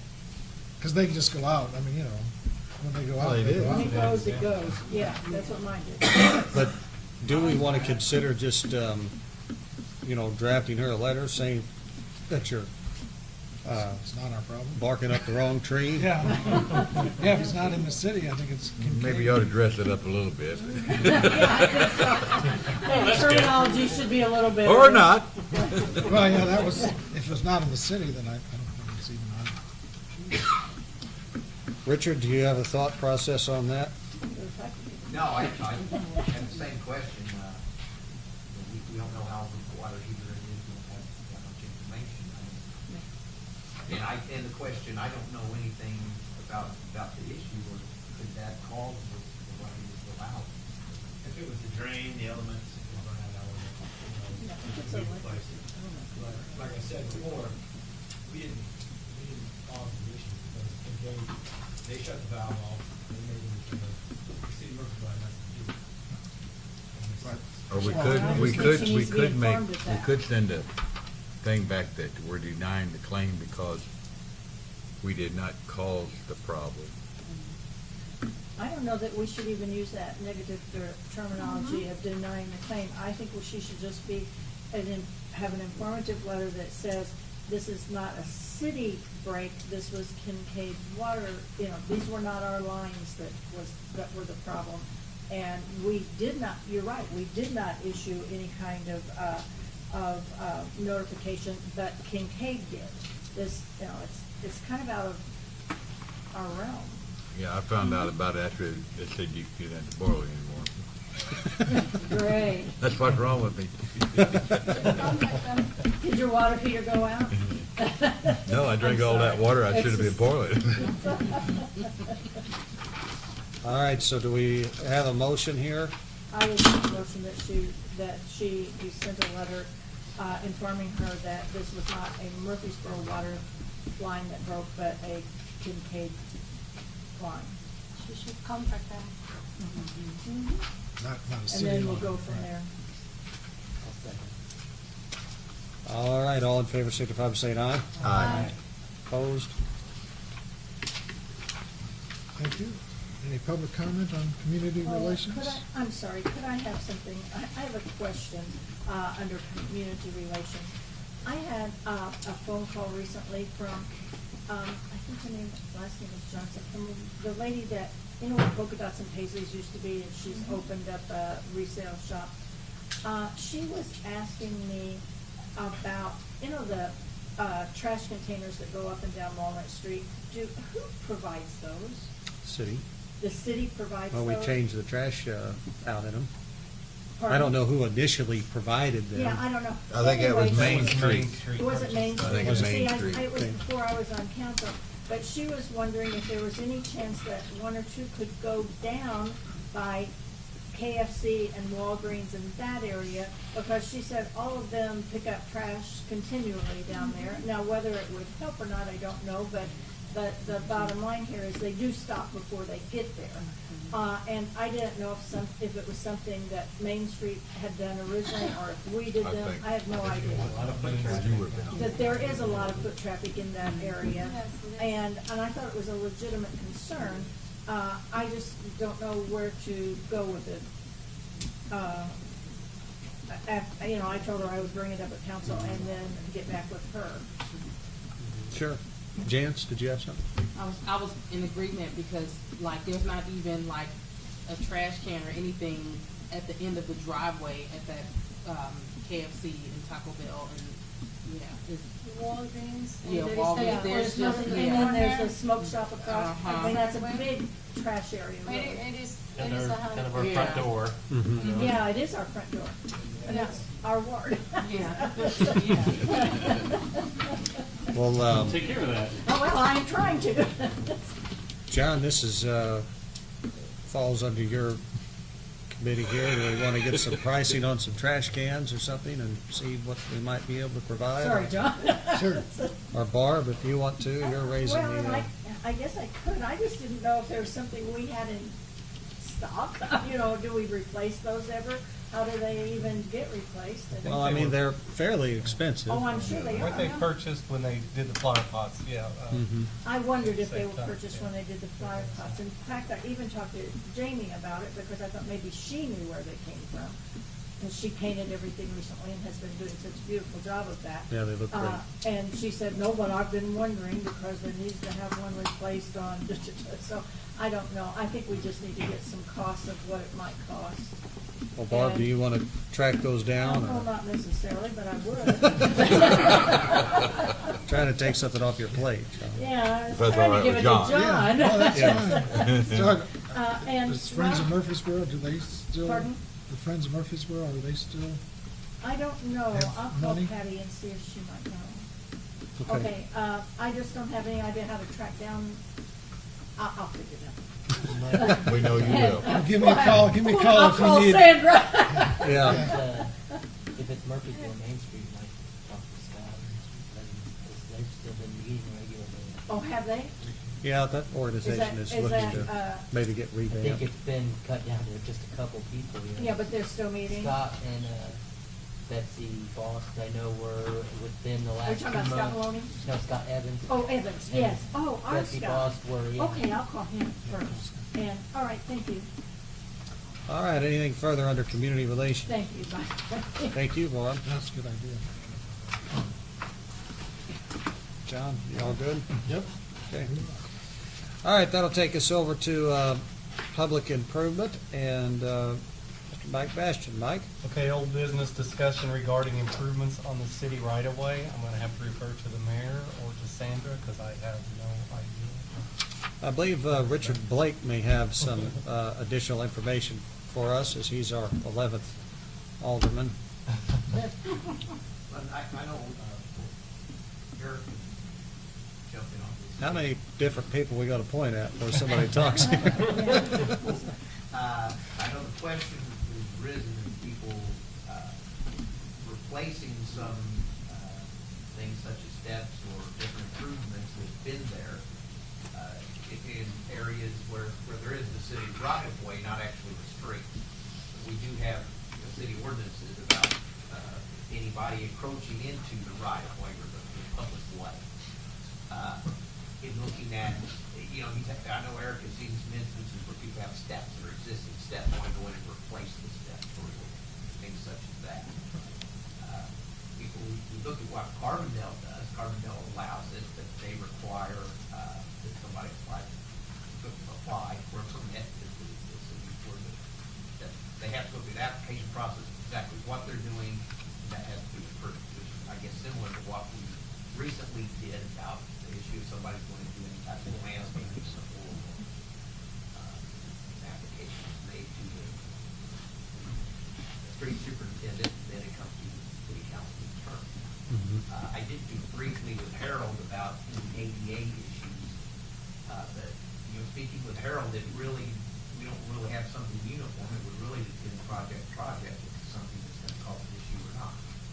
He's going to do a little further work, and I'll get to that question further today. So, I guess Eric can kind of fill in what are some of the issues he's been running into, and I don't think we see an issue with what the city council wants to, putting in some procedure in place that can be requested and then approved on an individualized basis, depending on circumstances. Eric? Well, I just felt uncomfortable with this situation, so I had 2 or 3 of like row, actually right down the street from each other. And I talked to Richard about this, that maybe we want to put something in place to cover these situations. It's on city property. We're talking about like the stairs that go down like over on Or Blue Street. between the sidewalk and the street, there's usually a little piece of concrete, like Yeah, walkway. yeah. That would go on up to their house. So it's all a right of way, but we've got city money put into it. They're doing it. They were there in the first place. There's replacing. Eric, or Mr. Pittman? I mean, I don't know, Eric's got something else, but I was just saying, like, if somebody's willing to put money into improving, something in the front of their house, can't we make that as easy on them as possible, so. Yeah, I mean, I've got one of those little walkways in front of my house on 20th Street, where it goes right up, across the area between the sidewalk and the street and the boulevard. And I don't know that it would hurt anything for us to have a, no-cost informational sheet that somebody ought to fill out or whatever. I know my neighbor's putting bricks in hers. Pavers. it'll look nice. Okay. But, yeah, we probably should have some sort of approval process. Yeah, some of these have sidewalks, Yeah, some of it don't. well, if I could only built my Yeah. own subdivision, I would have had some sidewalks. But I didn't build my own subdivision. We'd like to have them done in the historic preservation area. All right, well, I'd entertain a motion on this, or we want to hold this. Mr. Bastian, your thoughts? I think we need to go ahead if we could get a motion on it. Yeah, and just to make an application free of cost. If they're gonna make an improvement, then it has to be approved by the city. Eric, do you have something already, I'm sure, similar in nature to this, it could just be modified? Sure. Yeah, I mean, And you're talking about them paying for their own content. Sure, yeah. We just need to know that it's on our property. That right away, They're not exactly. Building a gazebo there. Yeah, they're- and they have to be approved, you know. Well, maybe Eric could go ahead and look for that, and then we could put it on in there. well, and that's what I was gonna ask, you guys want it to come to you guys, but I mean, not going on to Darren and Tim, but they're utilities right there. That's what we need to look at. I think, you know, my Typically, it opinion won't be is, that deep, but- is that, Eric, when these types of things would be turned into you, I think, you know, you've got certainly enough experience in your job to be able to look at something and say, if somebody's replacing a 2-foot wide little patch of concrete on the boulevard, I'd be comfortable with you saying, you know, fine, and signing off on it. If somebody comes and says they want to, you know, do some much larger production than replacing existing structures, then maybe that ought to be something that comes before the council for further. Sure, and I talked to Darren and Tim about stuff like this. Sure. Just don't jump into things. Well, so do we want to hold the item, and Eric, if, you know, we can have a form or something put together, maybe by the next meeting for us to take a look at. Is everybody all right with that? I So am. let me withdraw my motion Okay. Okay, until we don't get that. perfect. And I think, Mayor, if I could add a little bit, I think we would need to make an amendment to the city code that allows the process to be done. Mm-hmm. Okay. It doesn't have to be very difficult. Existing improvement, code enforcement, improve that is something beyond an existing improvement.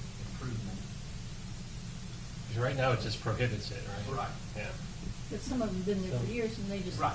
Which actually- For grandfathered in, but Yeah. technically, if you pull it out, then it's It's no longer there, Yeah. As long as it would be stated, as long as it's there, it's fine, but of course it's deteriorated and somebody pulls it out, and it's no longer there to remain. Sure. So Mr. can we Pittman? make the motion to make that amendment to this code? I just think we need a Or we could draft. come back with a draft. I just think I we just need a said draft. so we could have it wrapped up next meeting, you know, is that something that would have to? Well, if we had a draft, then we Ahead could of time, even we act could- on it next yeah. meeting. So you can get us the draft. Yes. Okay. Good. The next item is the discussion and review of ordinances regarding billboards. I don't know, Richard, if you have any information for us on that? I think Eric knows more about it than Okay. I do. Right now, billboards are not permitted within, right now, billboards are not permitted anywhere except in the industrial district. Not permitted. And there's certain limits on billboards that would be hard to put in the industrial district. We don't have that many industrial districts right now. Just for background, for those of you that maybe don't, this item comes to the agenda from Chris Greither from Greither Paint and Auto Body. He is wanting to put up a billboard similar to the ones that are east of town. 17th Street Barbecue is, I think Rex Burke owns that bigger billboard out there, and wanting to put it up on his property with a forward-facing type billboard. And currently, the city ordinance bans them all together, other than those that are existing. I guess those, I don't know when they were built, but, and he is wanting to advertise for his own business and also to sell 3 of those spaces. I did some research this afternoon on it. It's a complicated type of issue in the sense that it looks like every city in America has a different way that they deal with billboards. Many of them ban them completely. Some of them have, a list of 40 different stipulations that it has to meet. So I'm always going to lean toward, letting people kind of do things on their own property, and if it helps his business, great. But at the same time, it is something I think we need to be a little bit judicious in how we would proceed, because we don't want to wind up driving down a tunnel of billboards. Anybody else's thoughts? Where is that business on Greifer? Greifer is located near the intersection of 13 and 127, kind of back off the highway behind America's Best Value Inn, just east of the river. That's kind of behind where the little golf. The mini golf? Right. Yes, Eric. That's what I was going to tell you where he wants to put his out front. It used to be Todd's. Originally, yes. Then it was Fitzpatrick's. Yeah. And, I would ask, we have a ordinance that says that we won't allow them. I mean, can the city council essentially just say that we could, I'm not saying this is what we want to do, but could we approve that and say we're just going to make an exception in this case? But no. There, where the regulation of the billboards comes in is under the zoning code. Mm-hmm. This is something that would fit under a variance of the zoning code. In order to take an amendment to the zoning code to allow it, which in general the zoning code will define where things can and cannot be. But where there are exceptions under the zoning code, it would be a variance, and this is not something that fits under the variance. But it was my understanding, just to further the conversation a little, that he could put this billboard up right now without saying anything to anybody as long as he just advertised his business. It's just a sign, it's not a billboard. Then it would be Right. considered a freestanding advertising sign for himself. I see. And there's certain size limits on those without Mhm. getting into it all. A billboard is defined as, if he advertises for himself, it's fine. If then there's advertisements for other businesses that are not on that site, it would become a billboard or Mhm. off-site advertising sign, however you define it, call different things. He could have his own freestanding sign within the dimensions that are allowed under the zoning code. Herbie, what do you think? Do we, would that be a taxed thing? Would that be anything that there would be annual fees for doing or permits to have? It might upgrade his property tax bill a little bit, I don't know. Well, and if we amend it to allow it, I don't know that it's going to result in a boon of signs that suddenly turn the landscape ugly. And if that begins to happen, then we could act again, could we not? Or Well, we could, we could, change our mind and then change our mind again later, I suppose. But If it's approved, if it's approved, if we make a change and then it's approved, we can't make them take it down. Right. No, they would be grandfathered in at that Right. point, but we could Right. stop the further. Process. Yeah. Eric? You'd be surprised how many of these big sign companies really keep an eye on things. Yeah. Start moving They call me Yeah. and ask. Really? They bugged me for years about that next book. So, trying to apply it, trying to do anything to get that. And, there's nothing more they can. A couple companies, they're aggressive. Can we have parameters, only so many? That's probably where you get into those lengthy Right. rules about it. Right. Within certain distance of one another and have a certain amount, but not too many. I did read today that you cannot regulate there's not been anybody successfully in court regulate what type of advertising is placed on them, under, free speech, First Amendment type. That's something I worry about too, right there as you come into town. Yeah. And you see so many of these billboards that for a year and a half will have, the advertisement for the people who own the billboard, trying to advertise the space that never gets rented out, And then when they do put up something, it could be offensive. Right. Mhm, Or exactly. they put something up and don't maintain it after the first year and it's faded, not taken care of. The First Bank and Trust would probably buy one, wouldn't they? Probably the wrong guy. I think we should I tell know, them I'm to not put up a into sign. it either. Yeah. You're not high enough on the food chain, guys. All right. No, I'm not. I'll entertain any kind of recommendation here. I certainly have my own, but I'm not. But it wouldn't hurt to review the ordinances and come back with what, they think that we should do or what would be acceptable, but by the next meeting, we'll just table it instead of, we could go back and forth and whatever for 10 or 15 minutes, but if we let them do their background check and come up with a recommendation, then I think it's going to be a better solution. Are you recommending the attorney to take on that? Or when you said they, are you talking about Reither? I think Eric deals with it, and if he needs any advice from Richard, I'm sure that he'll go to him, but I think that Eric's the man that we want to go to on this, and if he needs some advice on legal stuff, he knows where to go. Absolutely, but this has to go public hearing, it's all done by state law, to change the text. Do that in zoning code. I'd just like us to notify the gentleman in time he can put up his own on his own property, but he cannot sell any spaces on it. And He is aware of he that. is aware of that, okay. And I'm not in favor of it then, if he's been made aware of it, and I don't know, I just. And we're gonna have that motel property. I know it. Exactly. I'm not at all in favor of it. I'm not either. I think we're telling he can put up a sign. All right, well, I'll tell you what, maybe we could, do we want to ask Mr. Greither to come to a meeting, or do we just want to say, well? I think Eric's taking care of it. I'm after that day, I talked to Chris, I already talked to you Yeah. about that. He understands.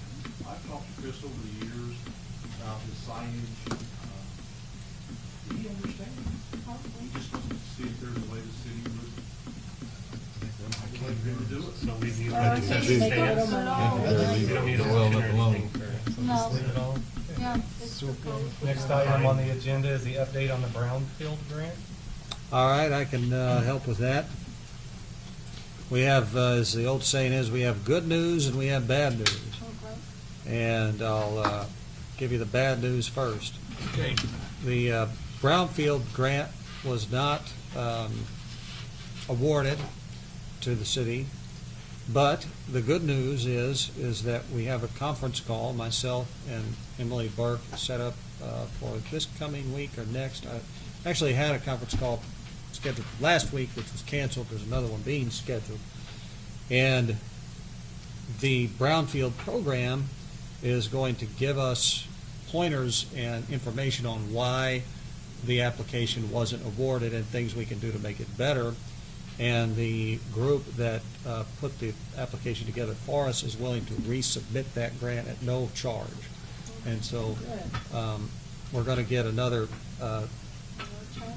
go at it, and it won't cost us any money, and we'll have a better tailored product because we're going to get feedback from the agency that gives out the grants. So that's the update. Okay, under new business, discussion regarding yard sale at 17th and Walnut Street. I don't know, did you put that on the agenda after we spoke? Or did we get a complaint, or? I'm not sure. This has been a topic of discussion before, but I You mean. can say I did it, because Yeah. Well, and I had talked to the mayor, I've had a lot of complaints about that as Sure. well, so But it's his I think own it needs to be property. discussed again, or well, at some point in time. we're on to Martin Shalamos on the old depot. And I've been pretty strong trying to get that going, but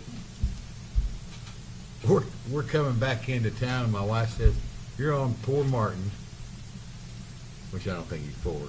She said, "And look at that right there." She said, "He's a property owner." I said, "Well, there's something because they own the property." She said, "Well, Martin's a property owner." So, I'm not going to jump on the Martin or anything else until we can do something with that yard sale. I wish last year I'd have cut it out of the paper. It was even advertised yard sale and gave that address. And by the code, you can only have 2 of those a year. And, there's people all over town that maybe only have 2 yard sales a year, and they own their property. And to me, they put in a nice big roof thing up there, which is fine. He But used to have them in semi-trucks out there behind Dollar General. yeah, Yeah, he used to have 2 big semi-trucks set back there. but It is really. I don't know if we can legally or not, but I tell you what, if we can't legally, we ought to make sure that he walks every little bitty step exactly the way he has, because that is pitiful. It is bad. I agree. It's an eyesore. It is an eyesore. And he has mattresses that do not Mattresses and old couches. And I and just say illegal, I would say it's illegal to resell All right, if we could Take them have to the car wash and wash it. one at a time. Come on. So anyway, I don't know if I told Sandra to do this or not, or maybe she just read my open mind. But anyway, there's not much up there. Anyway, there's something needs to be done about that corner. Well, let's And I'm ask. not picking on that gentleman. Let's ask this question, because this is what I remember from the previous discussion. He owns that building adjacent to that parking lot, and he has most of these items that he puts out there in that building, essentially as storage, even though it says 17th Street resale on there. I don't think he really has regular hours or anything when that business is open. And then he moves that stuff out onto that lot, and then when the sale's over, he moves it back in. See Now, that lot? He owns that lot. So the last time we discussed it, I think as Bill Pearson said, Rural King owns their building, and they have the parking lot out front, and they've got a bunch of product out for sale. Now, you and I know that what Rural King's got going on out there doesn't look like an unmade bed. But is it the same situation? Our city attorney, your thoughts? I guess the thing that would be different from something such as Rural King, would be that in Rural King, they do keep the products inside, and when you buy something, you go inside to, they do maintain business within their inside premises. We also have a similar situation with, recently, and been doing it, but we amended the city code to allow businesses to have their products out on sidewalks within 30-feet area, or 30-inch area. But of course, they have their goods outside, but they also are operating the business on inside business, which I think would make that distinction there. I guess, and by our city code, we really don't give a definition for what we consider a yard sale. I know that he has advertised it as such before, but I don't know if he continues to advertise it as that. I don't know, I sure wish I'd have cut it out of the paper last year. Mr. Pittman, did you have something? Is there a sales tax revenue off of any of that? Front pocket. I'd say that's probably suspect. Yeah. No, it's the yard sale. I don't know. I don't know. So, Richard, you're saying that we don't have a good definition of what a yard sale is in our city ordinance to your knowledge. It's a yard sale. And everybody just knows what that is. Will the sign that you put outside on that piece of plywood that says yard sale will be considered an advertising?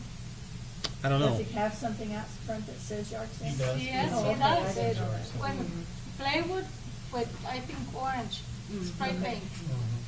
So Good. will that be Plywood. considered on a, yeah. If he's calling Yeah. it that.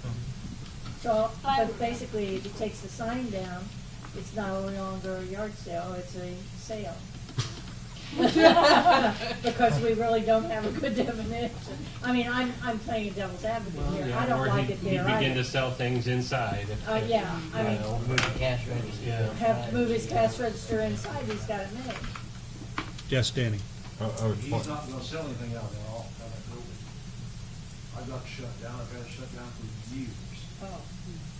Just because it's an I'm not unsafe letting him structure, go back or? in there. He has the cheapest extension cords run down the walls, everywhere, that's his wiring. There's a hole in the roof, and he was trying to hold options inside. He was selling food from a hot plate in there. Flat out lied to the health inspectors, to their face and mine, about it. So, as far as I'm concerned, he's not getting back that building, that's why he's doing what he's doing. So it's the yard sale. I will not let him back in that building. No water, no power. How can he do it? Is he, He just used that as storage, there's not people in it. It was the people going inside. There were buckets in there with the water running through the roof off. That'd be a problem. So, So what's our alternative here? it would seem to me that we need to better define what we're talking about in terms of a yard sale before we would proceed with some other action. Because it seems like we're in kind of shaky ground enforcing something, although I think we all know what a yard sale is. Well, yeah, I think so. Review the ordinance And I think the other thing too, and I sometimes say this, just be prepared for, is that, you know, there are a lot of people, a lot of them who are not well-to-do, who buy things there and detergent and all kinds of various things there. And so, and I'm sure that Darrell will muster his resources and supporters and bring them forward, so. Well, there's nothing wrong with buying used furniture and refurbishing it or not, whatever. There's nothing wrong with that whatsoever. And that's not what I'm against. I do have a little bit of concern about the stories I've heard where he gets the mattress and box springs from behind Bed King and these other places, and he takes it to the car wars. But, you know, that's something I can't prove, but it's just, you know, tourism, Mike Jones, they spend all this money to try to bring people into Murphysboro and so we can show them our trash. I mean, seriously, think about it. I mean, part of operating a business is operating within the guidelines that the, city sets. We require everybody else, Eric said, can't get it back into that building. If we require, that's something we require. Is there some kind of a license, business license? You just throw up some temporary building that looks just as bad as everything else, and it'll be there every day. You know. Yeah, right. Yeah, And, you're probably right. and if you say there's another business will be operating a nicer lot that's going to be having one of these temporary buildings right on Walnut Street too. At the end, I know the new Curb Appeal has bought the lot across from, and they saw that they put up the cook building there. Yeah. They're going to be using it as their office. So if he does that, what can we do to stop him from doing that? What's that gonna be? Curb Appeal on the catty corner from Casey's my office. Yeah. They put like a cook building there, and they're going to use that as their office to sell, mulch and stuff out of. Right. So if he does that, But he's not selling used mulch. no. It's not a yard sale, is on it? Walnut Street selling used. It's recycled. It's recycled. All right, so I think the step is to better define our yard sale. I'd ask our city attorney to put that on his long list of things that we pay him to do, and we'll come back with that, and then we can maybe make some steps forward. Mr. Figure out a Square. way to resolve this problem for us and make it go away, which is what I'd like to request. And I think there's a gentleman there had. Do you have ordinances regarding street privacy, things around front yard? We do. Yeah, we do. So then we have a big fence around it, and then you Oh. can see through it. Yeah.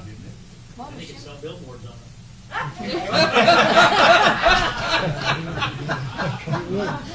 Okay, let's move on. What do you think, Mayor? Gosh, I wish the channel 3 was still Actually, here. having that sign that he put on the driveway outside is considered advertising or not?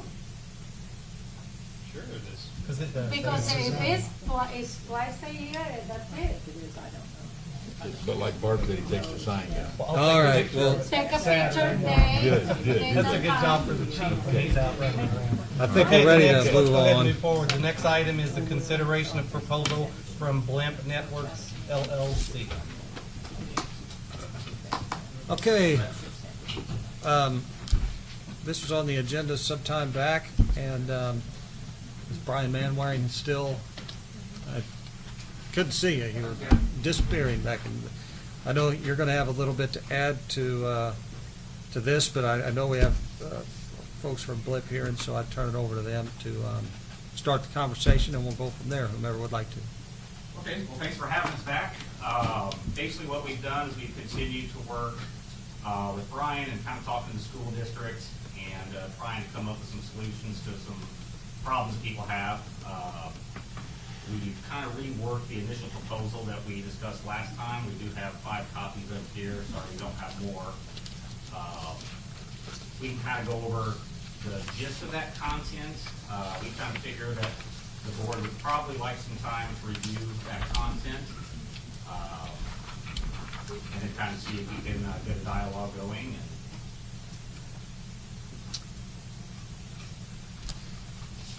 In terms of this agreement, and this is a exchange of services agreement, I believe, correct? It's a combination. There's exchange of services as well as rent. Okay. And the flyover from 30,000 feet on all of this is? Yeah, so the flyover from 30,000 feet is there's a list of services that were requested through the city, through Brian. Some of them we can provide now, some of them we cannot provide now, and those are kind of clearly stated out in the appendix. We would provide those services that we can at this time to the city. There's some VPN stuff, as well as providing some hotspot Wi-Fi access in some lower income portions of town. The agreement was, once again, for all 3 water towers, and I believe in addition to the services we can provide, I believe we have listed in there $500 per month in rent. If I may interject. Sure. Our objective is to get some traction on this subject. We've gone around and around, and kind of, each time it's come up, it's been kind of this and that. We really haven't had any definition of what is halting progress.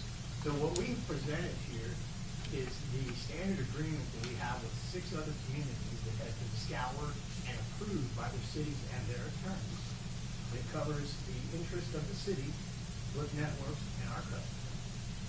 So that's a standard agreement. What we've done is customized that agreement, and we've added an Appendix A, which includes the services requested by the manager, and Appendix B, which has specific technical concerns that we had heard from this and that. So we tried to combine and get a list of bullet points of what's stopping the traction. So we would like to see this officially accepted as a baseline, and then in turn negotiate, understand it might not be approved and accepted tonight as is, but reviewed, and if we may have some feedback of specific items that we can work out in traction. Like Brian, Mr. Voss. I just wanted to, it was January of 2016 when we were talking about this last time. I've been hanging on to my notes from the previous conversations, and I wanted to give some context to folks on the gentleman from Blip. I reached out to mayors from several of the communities, from the village of Gorham, village of Cutler, and the city of Ava. I can share their comments, but just to kind of summarize, each of them were extremely complimentary.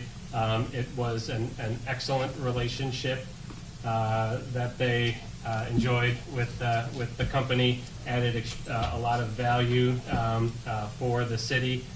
There's some concern, there has been some concern expressed on that the equipment mounted on the water towers is somehow an eyesore. I directly questioned all of them on that subject, and none of them saw that as the case. I actually even have photos that I can share from the Gorham and Ava water towers, and it's very subtle on how it's on there. So just in conversations with other municipalities, the reviews have been glowing. If I may add a touch on that, we've had nothing but affirmation from all the communities in over 8 years, and we've never received a single complaint from a single community. Are all of them on water towers? Yes, ma'am. Okay, thank you. Yes, ma'am. I didn't interrupt you. I'm sorry. And we are honored to be Murphysboro very own internet entrepreneur. Questions? No, I think that if I understand right, you wanted to look at this, see, I mean, I know the last time it was voted down, but I'm gonna look at it. We would like that. We put a monetary value, which we're ready to move forward. It seemed to me we have the ability to reduce costs in services that the city is interested in, but we don't want that to halt the progress and traction of this. So right out the get-go, we're willing to pay a monetary value to get it going. And if the city is interested in those services, then we can address those services. And the addendum that's added to this is basically lays the groundwork and the processes of how that will go. I want to make sure Brian Manwaring gets a chance to comment on this item, because I know you've been studying this. And Brian, just give us your thoughts. Well, I know many years ago the city's connection between the buildings was primarily wireless. There was some concern at that time about potential interference. All of our connections are now fiber with a couple small exceptions where we do a point-to-point in close buildings. So there's no concern of interference there on behalf of the city with their equipment. I know they work very closely with the school district, and there's lots of things the school district has tried to do as far as getting more internet access out into the community. And when I had spoken with Flip previously, that was some conversations that they were having was, how can Flip's infrastructure be used to provide internet access to some of the more needy points in the community. Having not seen this latest proposal, I don't know if that's part of what's in there, or exactly what they were looking at doing with the hotspots. Previously we had discussed about Walnut Street locations for those. So there's lots of things that have been of interest in the community that potentially this could provide. There's also some services that when we did that before that it would be nice for the city to have those services, but it's something that the alternative means of getting that, I have a hard time justifying that expense for the city. For instance, a dedicated telephone line or internet connection for monitoring the alarm system in the building on Harrison Road. I have a hard time justifying that expense for that single purpose. However, if we're able to, in exchange, get an internet connection there through GLIP, I think that's a win for us. We can better keep tabs on that building. So I think there are some benefits to the city for, that they can provide to us through their service. Thank you, Brian. Mr. Pittman? I would just like to say, I know we're going to go home and think about this and come back next time, but I think we're all aware that, their reputation within the community, and, I've never heard anybody say bad words about the service that they provide. If we are able to open that service, you know, that's in direct competition with, you know, some national corporations, a local company that's in, you know, competition with national corporations, and provide another option of service to citizens in town. And all they're asking is to pay us money to put a little, you know, to put their antenna on a little spot on the water tower. So, I mean, I would find it hard to vote no against that, as long as the logistics can be worked out within how, you know, how it's put up and what the city's getting back out of it. I mean, it's, I know it's not a, you know, it's not like their competition's, you know, got advantages everywhere they, you know, everywhere they turn, you know, and if they've made this agreement with other municipalities. It's not like it's something that can't be worked out, you know, and I think for them to have that in towns surrounding us, being from Murphysboro, and us to not do that, I would feel really bad about that if we couldn't do that. I agree. Yeah, and the time that we're living right now, internet is not a commodity. It's necessary. It's basic. And when you are not from that town and you're from somewhere else, and maybe you don't have data on your phone, finding a hotspot sometimes for certain people can be super important. To find out where to sleep or whatever. So that's not progress. That is the time that we're living in. And not having internet, I think will be like a walking to the ocean at noon, and that sun will be burning your feet. So no, we need the shoes. We need internet in town. Any other feedback on this I item? wonder if perhaps Chief Roberts could make us some copies, so each one of us will be able to take one of these at home, as we only have 5. Is there a chance you could do that for us? Yeah. Thank you.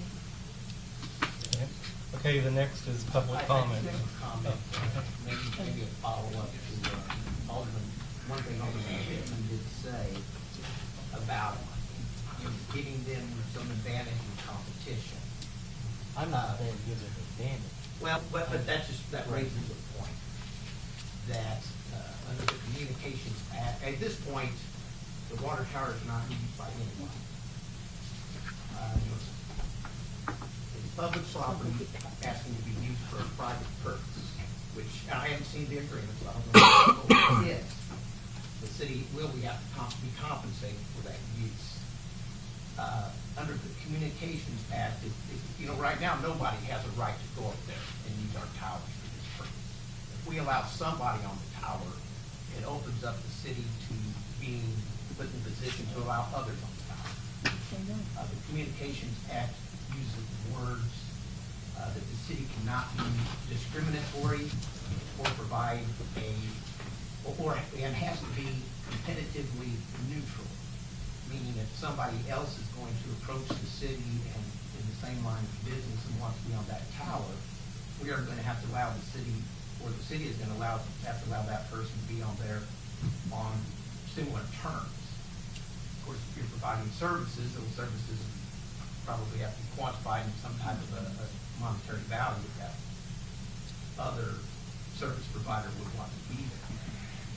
So the city will be in a position that if the city is going to be approached, they will be. I know that we would send communications to MediaCom back when this was last discussed, and saying that they have a problem. They made no indication they wanted to be there. So I didn't even respond. We know they did finally. Well, they did finally respond, and they did not want to be there. I feel like Go ahead, A lot Richard. of money. But we know there are other internet providers out there. So there may be I think those you other just say internet no. providers who approach the city to be there. Has it happened? Has it happened in any of the cities where? We have seen instances in other places where and not with us, but with other people who are in the power industry, and the municipality simply said no. If I I was may gonna say, why can't you interject. just say? If I could just hold the comment up here at the council level for just a moment, because I know Mr. Bratton had a comment, and then we'll get down here if we've got something that needs to be said. So, Mr. Bratton, you have the floor. Thank We could you. have one at a time. Okay.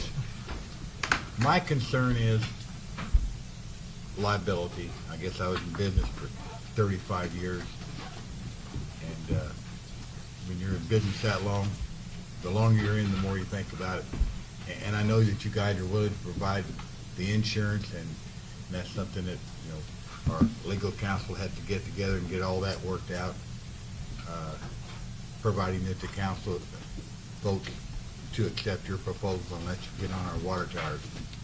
But I know from personal experience, if there's an injury, you guys are insured, but they're gonna look at us also as the deep pockets. They're gonna sue everybody that even looked at them water towers almost. That's how it works. 1992, I found that out. I have a little bit of a problem with, I want to support local business, but I also have a problem with letting our water towers, stuff going up on it. And I've got a lot of friends that have made comments to me and said, thanks, I really appreciate you not voting for Blip, so I can't get internet, this and that. My understanding that most of the services are going to benefit a lot of people on the border and out of town, which is fine. But I guess as a councilman and also just as a private citizen, I have a problem with the city furnishing. You know, I see other tires. There's one out on New Hill going into Lake Murphysboro that I guess you can get up. I don't know what that cost to get on that. What I'm trying to say is I think there's other places that you could go to and the city wouldn't have a liability. And then plus the fact, like our attorney brought up, okay, we vote, and we vote unanimous to let you go on the water tower. We accept your proposal. We work out a few little minor things. We set a precedent that somebody else wants to come in, whether it's the internet or this and that. Well, why wouldn't you let us? You let them do that. We're not even in competition with it. I just don't think it's a good idea. It is nothing against these gentlemen. I mean, they've got service in one of my rental places. The lady asked me, I said, well, sure. They came out, and I met with them. I think I was polite to them. They did a beautiful job. I gave them all the information I could about the building. I'm tickled to death the way they did it. But I just don't think it's a good idea myself. I didn't think it was, what was it, 2 years ago? January 16th. About 2 years ago when we voted on it, and to me, the only real thing that has changed is that we've got 3 different council members now. Then what? 3 council members have changed seats. So, I mean, Well, it's just not a good deal. It's nothing personal. I just think it's a terrible, terrible mistake. And I'm just as adamant about it as some of you are that, yes, we ought to do it. And I mean, we're going to let somebody put Bill's used car lot sign up there or something? I mean, I just, and it's nothing like that. That's a billboard. I know. That's a billboard, that's a billboard. And I'm not directing that to you guys personally, but I just, But did you see the pictures that he has of it on the water front? Yeah, Kurt, can you pass those down? no, I did not. It did not look bad at all. I haven't seen it, no. And I do have Blip in my business and Yeah. at home. I love it. Yeah. It puts frontiers down tremendously. That wouldn't take And, much. Mayor, I am Anytime you finished. have a Thank you. problem, Okay. they're out there. all right. Yes, ma'am. I need to interject a little bit here. I'm Linda Akins. My husband Kenneth and I live on Spruce Street and recently contacted Blip to try to increase our internet speed. Can't do it at this point. And the reason we're doing this is for safety. We have recently installed some equipment, safety equipment in our home. We've had a couple episodes of vandalism, which the mayor is well aware of, and Chief Roberts. And, the devices we have installed need a higher speed Wi-Fi connection. But we don't have that right now. They're working, but not the way they need to work.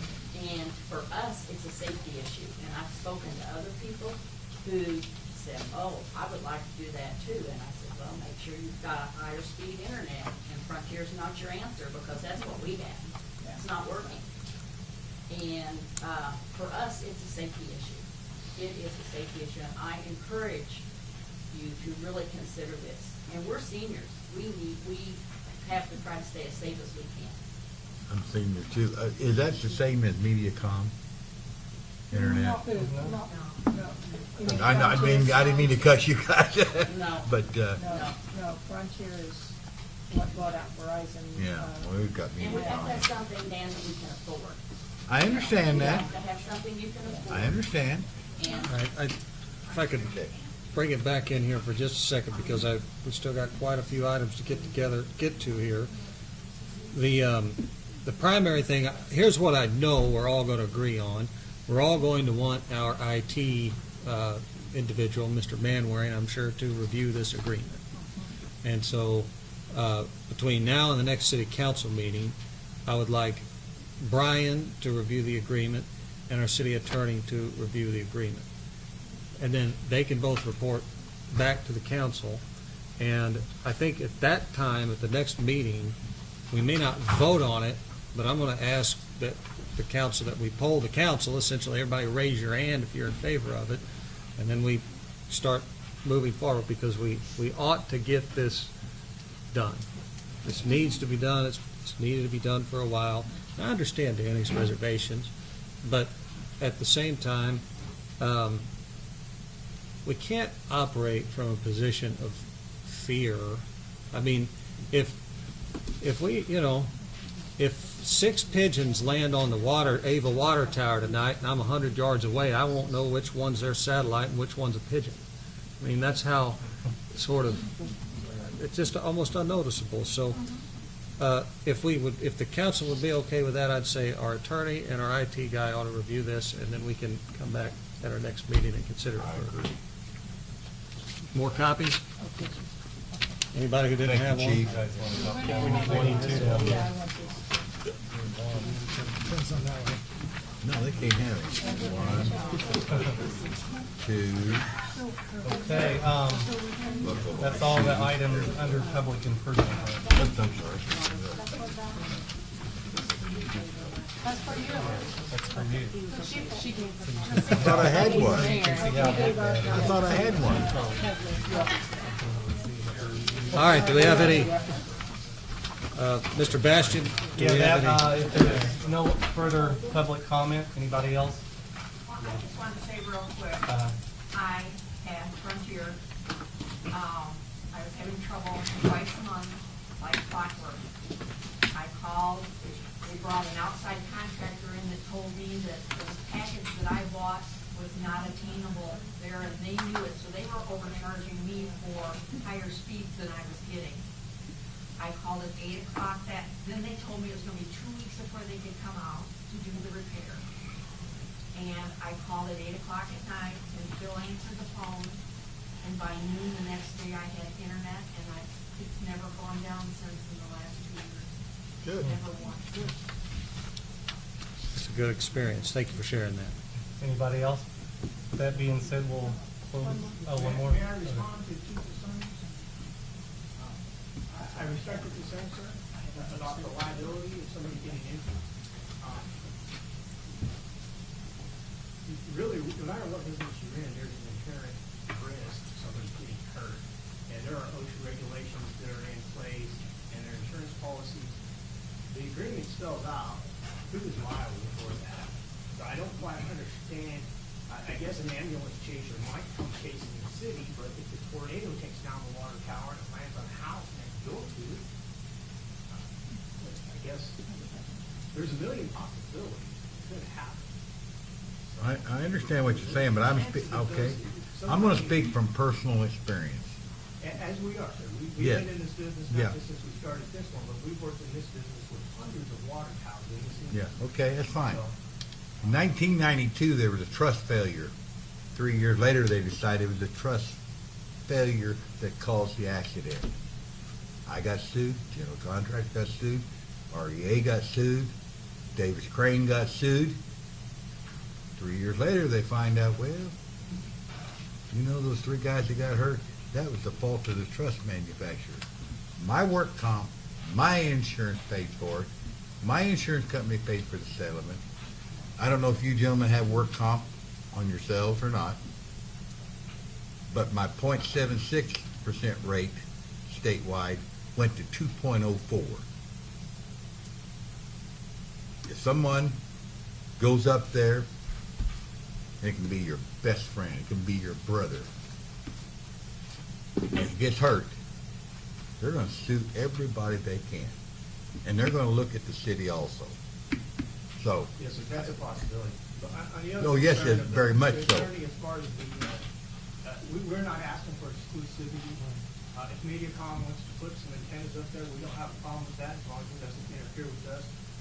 We have a right to request that, just as Mr. Manwaring requested the equipment we put up doesn't interfere with him. We're not asking for exclusivity.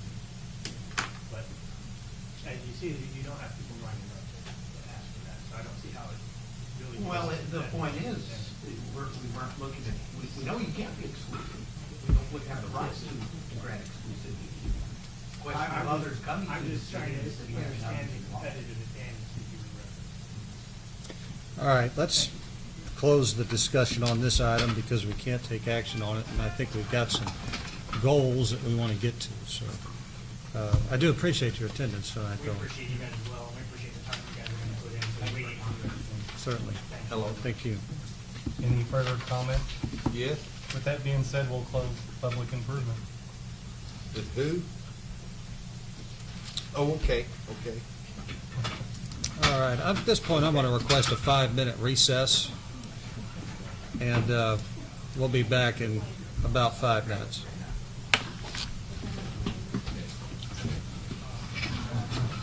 Just 1 second.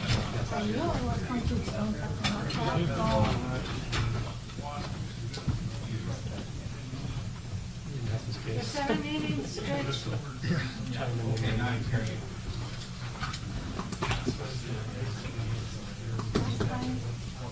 I did not get it.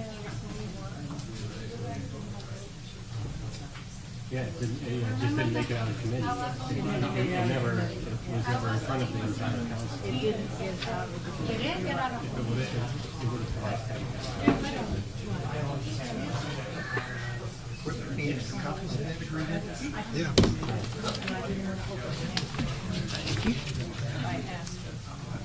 Don't have to ask for it tomorrow.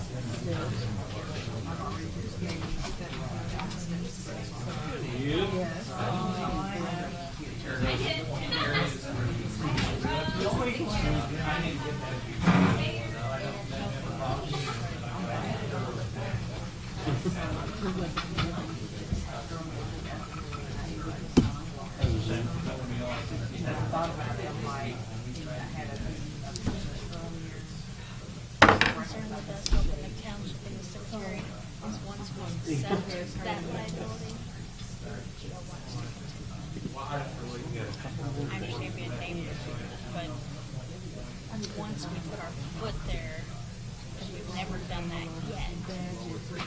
Now, if they were asking us for dollars, then I would agree to that. But Well, I mean, you see where I'm coming from? I see where you're coming from. So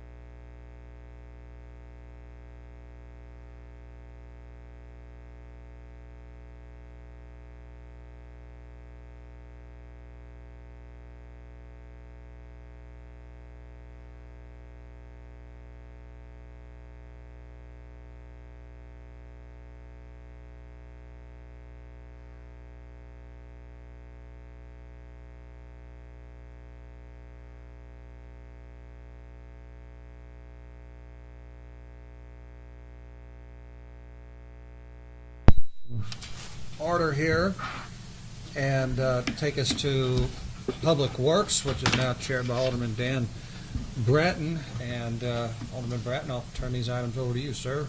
Okay, under old business, the update on the Osborne Street extension. I met with Harold yesterday. He was going to be unavailable to make it to the meeting, but he said that Bishop Elwell has made some revisions, and they've got to tweak a couple of minor things, and then still send it to the state, and hopefully it'll be approved. And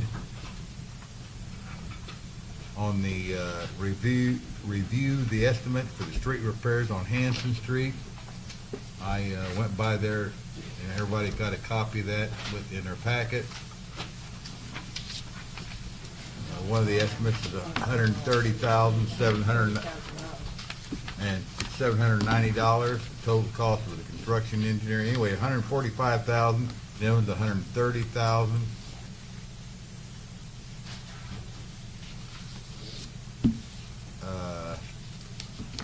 My opinion is that we need to put that on hold. We've already made a verbal commitment to a group of people. It's not all that bad. Yes, it needs to repair, but we've got another 50 streets in town are just as bad, if not worse. Yes. We've already made a verbal commitment to the people out there on Roberta Drive, and it looks like it's starting to get dry enough now. And while I'm speaking of that, I would like to have the council's consent to approach the school district. I know they have a lot of water going through there, and at with 7th Street, we get some these retention ponds that will work and help, but maybe they've got a section out there that they can't do anything with. If they would possibly be interested, now that July the 1st, they're going to start getting 1% of the sales tax. Well, I mean, it's a source of revenue to maybe approach the school district, or the mayor can approach someone, approach the school district and see if they're willing to maybe Put some of that money into improving drainage. the drainage system, because, you know, it also affects them. But in my opinion, we need to just kind of keep this and table it. Like to have a little input from the council back on that. We don't have the money, it's not a budgeted item. Well, and we already spent money on him drawing this up, I mean, even, right? Oh, yeah, we've Oh, spent yeah. money for them, Yeah. just at their time, we're gonna be able to bill for that. So, I mean, all you have to do is drive down any street, and it's as bad, if not worse, than Hanson. Okay. Sorry. So if that's okay, we'll go on, discussion regarding the boot camp lift station on 7th Street. I don't know, Jim, you want to address them on that, tell them? Well, I've got a bid on upgrading the boot camp lift station. I think that's the #1 priority right now. And that's basically upgrading what we got, using the pumps we got, and that's around $8,000 for that. And as I told you, that's unbudgeted. I had no idea about the boot camp, even when it was gonna open. So, on 7th Street, I will come the next council meeting with a proposal to fix that. When I met with Harold, 4 things on 7th Street I wanna make sure we got right before. I think on 7th Street, I met with Harold after I met with you, and he wants to smoke that line, he said, and we will pay for it. It won't cost the city any money, because he wants to find out where the blockage is. He doesn't have the results back from Carbondale, because when they run a camera in there. So until we find that out, and we need to find that out before they do that project, but it affects a lot of homes. The only problem I got with that, and this is a disagreement I have with them guys on this, and I've told them this. We can camera it, we can smoke it, but when we find something, is the city gonna go in there, probably have a contractor who needs, it sure is, track holes to fix it. And then you're not guaranteed that that's all the infiltration you've got out there anyway, unless you camera all the lines going in to 7th Street. So I'm gonna come back with, put different pumps in there, and that's, but I need a couple more weeks to get everything right on that. And I shared this with Jim, was that Monday or Tuesday? Monday, yeah, yesterday. To me, JT Blankenship has been the city engineer almost forever. They know the status of our water line and our sewer line and our storm drains. We just paid to have our, what is it, 4 lift stations upgraded? They know what the situation is and the infiltration part of it is. And the pumps couldn't keep up with it about 3 or 4 weeks ago. Well, when we had The big rain. the Yeah, floods, yeah. you know, then one other time it come real close. Yeah. So, to me, The recommendations seem to be not the right recommendation in the first place, perhaps. to me, I think they were undersized. I think that's what Jim's saying. But anyway, I think there's somebody else ought to be liable for part of the expense on this. I really do, if not all of it. So we'll go on to the other, we'll wait for Jim's report, unless somebody needs. Okay. Bill, on the boot camp, what's the council's? Okay. If we're gonna do that, I need to get going on that. $8,000. So we need to do it also. That's on that lift station out there, because it's set idle for about 5 or 6 years. Yeah. And there's things that have to be done. And Because it's. Jim got, pardon? Because it's going to be occupied. It's Yeah, gonna be well, occupied, supposedly. Yeah. Yeah, so I would like to make a motion I'd really, okay, to award the $8,000 to fix the boot camp lift station. It has to be done. do I have a second? Second. Second. All in favor, say aye. Aye. Opposed? Okay. Now, you do realize that Jim made it very clear that It's that's an not- unbudgeted item.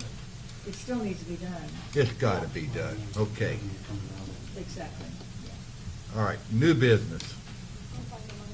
Discussion regarding part-time help.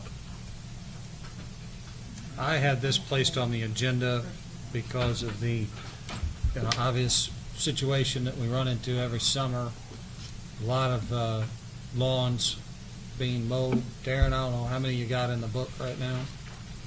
I don't know, somewhere between 40 to 70, it's always changing. Right. I'm not sure how many things So what I am suggesting is that we have the ability to hire someone up to 1,000 hours for the street department to mow, essentially, during this season, now through whenever the 1,000 hours runs out.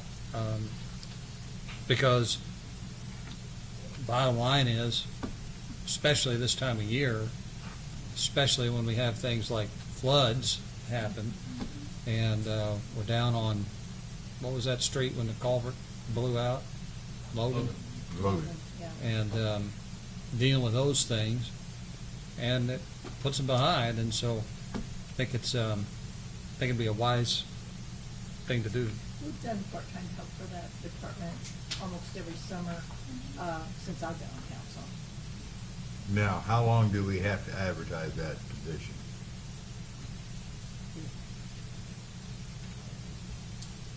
I don't know the answer to that question, Danny. Because, I mean, we need somebody there, that's always been obvious, but we don't need to wait till the end of August No, to we be able need to. to go ahead. But we have to advertise it, I guess, don't we, Sandy? And Well, and I that- mean, but you only to get have to do that applicants. that's the only way you're gonna get applicants. He doesn't have, we don't have any applicants. And sometimes, when we get applicants come in, there's nobody that's desirable that'll work. I mean, you know, I know. we've run into that, and sometimes, there's no use hiring somebody that's got a babysitter.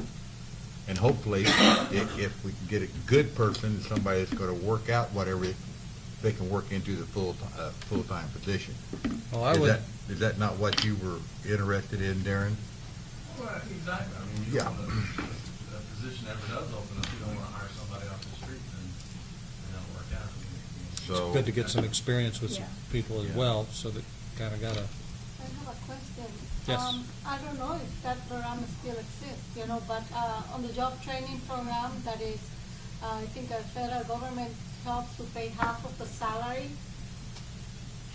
All they have to be is a laborer one to do that, I believe, isn't it? Yeah, and I mean, if we're And all looking. that's only requires is a GED or a high school education.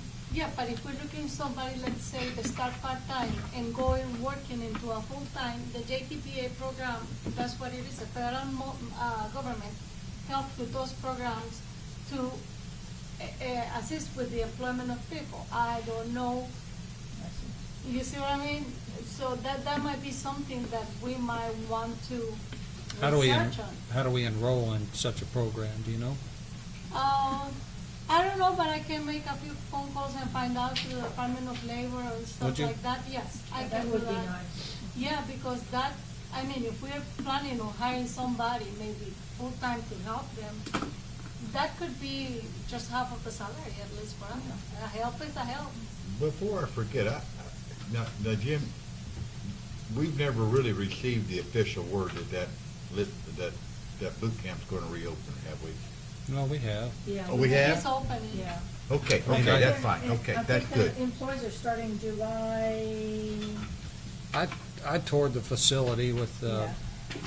Warden, Yeah. along with Chief August. Okay. Roberts a Okay. few weeks ago, and All right. the employees So are. what's the pleasure of the council? I'd entertain a motion to hire a part-time helper think- up to $1,000. I'll make- Yeah. Got a motion? I'll second it. Got a second? All in favor, aye? Aye. Opposed? Ayes have it. Even late. Discussion regarding bidding out the repair of a storm drain at 22nd and Potter Lane. Darren called me and we went down there and looked at it. And the city doesn't have any piece of equipment big enough to replace it. So you want to explain it? You're probably better than I can. Yeah, well, yeah, I mean, it's just, south of the old Eagles Forest on the west side of the road. It's off of the hillside, it's basically straight up and down. There's a 3-foot pipe in there, the old clay pipe, the sides is blown out of. We don't have a piece of equipment we can get in there to work on it. That's why I called Alderman Brad and had him come look at it, and see if we could get somebody else in there that could take care of it, that had the equipment to take care of it. But it's eroding that bank, and that bank's steep. I mean, I don't know how big a piece of equipment it's gonna take. Pretty good size. Yeah, I think we can get it down in the hole, we may never get it back. Oh, yeah, well, you can really get down there really quick, too. You have to give you a speeding ticket and slide off the hill. Many say that's something, another unbudgeted item, and that we really need to, I guess, just need to get a couple of bids on it, or a bid not to exceed, or whatever, and find out how much an hour. I think that's probably the fairest way, the best way to get a price on it, but, Are we talking about having somebody come in and do it, or renting the equipment? no, I don't think we need to rent the equipment. We're already shorthanded, and with all the vacations going on this Thank you. summer, sometimes it I gets down, agree. there's only one person that can run the backhoe, and sometimes Yeah. there's, it's almost like nothing, so, I agree, I just. but it's something that, Wanted to make sure that's what you it said. has to be done. And-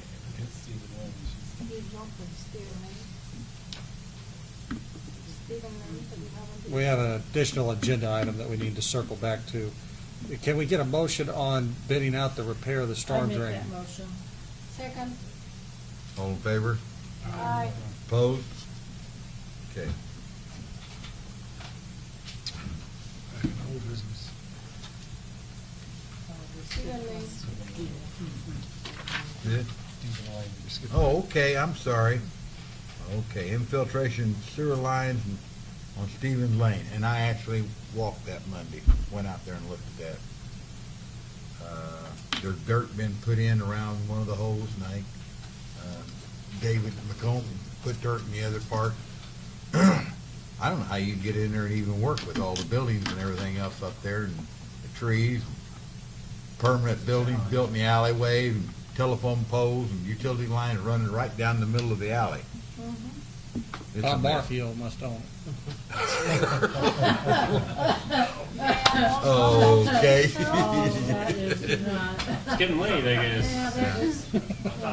Water and sewer main. Pardon? There's also water and sewer main both run through there. Oh, yeah, oh, yeah. Oh, yeah. And they're not far. No. And gaining access that back there is not easy. Well, Tim, I thought you had a good suggestion earlier Yeah, today. we talked today about it, and what I was gonna do is, get a hold of the company and get a bid on lining that sewer, which is basically replacing the sewer without digging it out.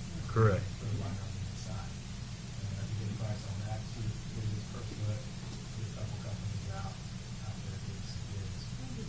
Again, it wouldn't be a budget item, but it would be a. Whenever the sinkholes, those aren't budgeted either. They certainly are. And so, I think that's a fan. We can't seem to dig back there without aggravating someone.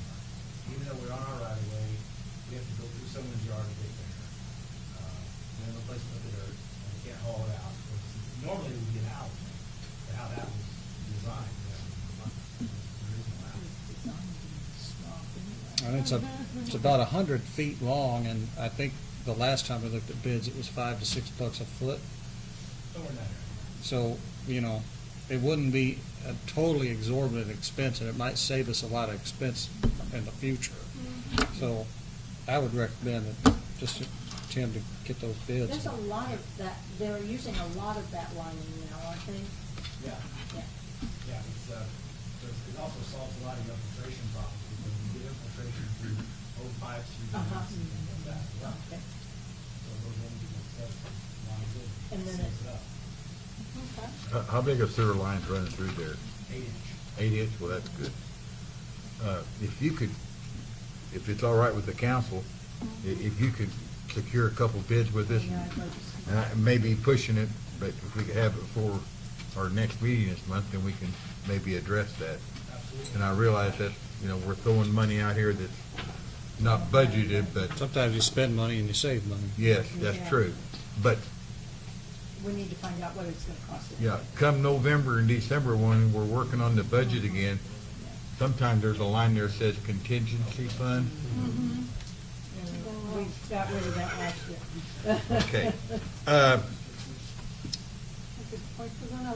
And I guess it's not on here, but I'm gonna mention it before, but I think that you gave us the authority for Alderman McComb and I to look at getting some bids on Roberta Drive out there to Mhm. cut that drainage, but I think that we need to possibly do that. Go ahead and do that. I'm just bringing you up to date that now that it's dry enough, I think we can, before there was water in there, you couldn't even get that. Yeah, we've made a commitment to those Yeah. people, we ought to honor it. So, what was the feeling, or Mayor, who would you want to contact the school district? Sandra, remind me to contact the school district. I'll get a hold of Mr. Grody, and Yeah. I think I've got a meeting with him in 2 weeks anyway, I think lunch on the 27th or something, so. I'll get in touch with him, and we'll see what we can do with that. Okay. Is he working this summer right now? As far as I know, yeah. He has not been well, yet. Sure, yeah. And I will see, and I will see Kevin Beavers, who's vice president of school board tomorrow, you know. Yeah, ask him about it, WJ, that'd be great. Yeah, that, you know what, that would be very helpful. I appreciate it very much. And if don't Kevin- ask him, just sort of tell him that's what's gonna happen. I'm sure that I'll be in town tomorrow, if you mention it to him, he wants to talk to me about it. Right. Call me, and I'll be glad to come up and, I'll do that. okay, I appreciate that. Public comment? Okay, we'll come out of Public Works then. All right, Thank you. Thank you, Mr. Bratton. That takes us to public safety. In Mr. Brown's absence, I'll handle these items under old business. We have an update on securing the fencing around the old Logan School property. Eric, I know this is just, we had asked you to draft a letter. I don't know if you've had time to get that Well, together. I did, I talked to Richard about it a little bit, and I don't think really went anywhere with that conversation about really. I don't think something would compel them to finish the school. I wondered about that. I don't think they don't have to. I think they would be sending a letter telling them what issues they are taking place, but I don't think we can say because of that, they're required to construct the property. Isn't there some sort of, could activity such as that be declared a nuisance? I don't think it is under our city code. Okay. Well, I'm just trying to think creatively. But if we want to, just, I could still, we could draft a letter from the city saying that here is something that was brought to our attention from one of the residents in your neighborhood of that property, and we're passing the word to you that we would like to see some fencing erected as it's impacting people's quality of life, or whatever. Yeah, I mean, all he can do is say, Okay. Well, there's Rub nothing this out. requesting him to do that to correct the issues with his property. But when it comes, push comes to shove, telling him you have to do it. Sure. Yes, Eric. I'll just go talk to Denise, his manager here in town, and talk with him. He's not afraid to tell you that it's on his mind, so. maybe it would be easier if we sent a letter and. I appreciate your willingness to do that. I would prefer to get sort of a paper trail on it, sort of. Yeah, I agree. Because I think that would be a more concrete thing that we could then share with the resident that brought the concern. So we'll get that drafted and sent out, and we'll see where it goes from there. Any other questions on that item? No new business. Any public comment concerning public safety? Mr. Pittman. I know since we're talking about the Logan anyway, if we, where are we at? Are we going to get the fence put up at Oh, we're talking about Washington. School? I'm sorry, I probably should have just updated you all. Darren and I are going to look at that in the morning at 10, and then kind of decide where to go with that. Right now, he's pretty overloaded with all of the water situations and the yards, and as hot as you know what. Right. So we're going to look at it in the morning and just go from there. When the three of us met today. All right. Any other new business? Any public comment? Takes us to personnel. Ms. Hughes. Actually, unless there's public comment, we don't have any other business or new business right now to bring Okay. forward on personnel.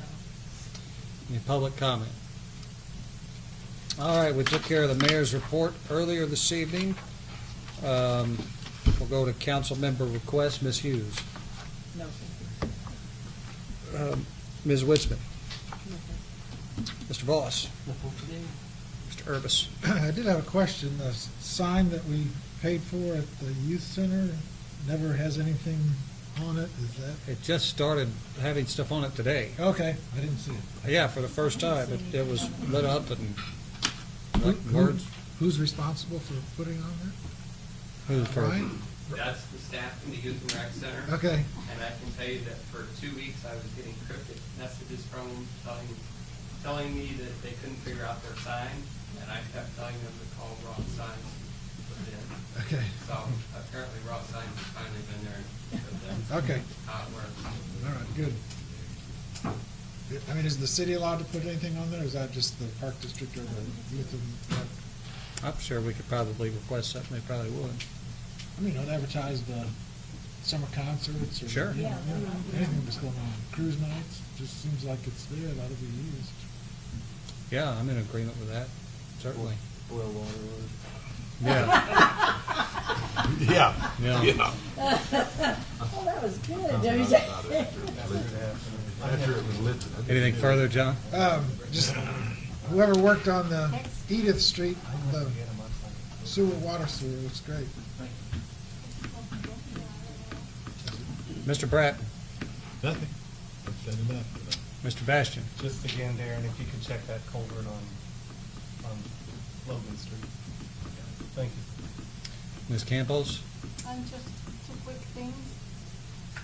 Praise to the fire department on the call the other day. It was a rough day for all of you, but at the same time, you know, it melts a lot of people hard to see how the beautiful he was saved, even though Mike Jones, but she was my client too. A while ago, yeah. So praise to you for that. And the other one is, have you have any requests from Airbnb about housing or hotel taxes coming into town? Because I know that there is a lot of people renting houses in Murphysboro for the eclipse between $500 and $700 a night. No, I have not. I think maybe the city needs to contact Airbnb and set that up, because I know that there are houses for rent already. And that is revenue that is gonna help us with the yard sale. My wife finds that, she'll kick my ass out of the house. Go live with him. That's all. Well, they're renting rooms, Dan. So Huh? if she kicks you out, you could just rent a room for $500. No, I can't either. I'll pull my truck out behind Nicole's photography place and sleep in it. Mr. Pittman? Attorney Blake? A couple things. If everyone recalls, or for the new council members, that Union Pacific had a request in a proceeding for the Illinois Commerce Commission regarding replacing their railroad bridge heading out of town 149. Which that request has been approved. I know there was for a short time a sign regarding the work would be upcoming, which I know the sign has been turned off. I spoke with Greg McLaughlin with IDOT, who's in charge on IDOT's project as far as rerouting traffic. He does not have final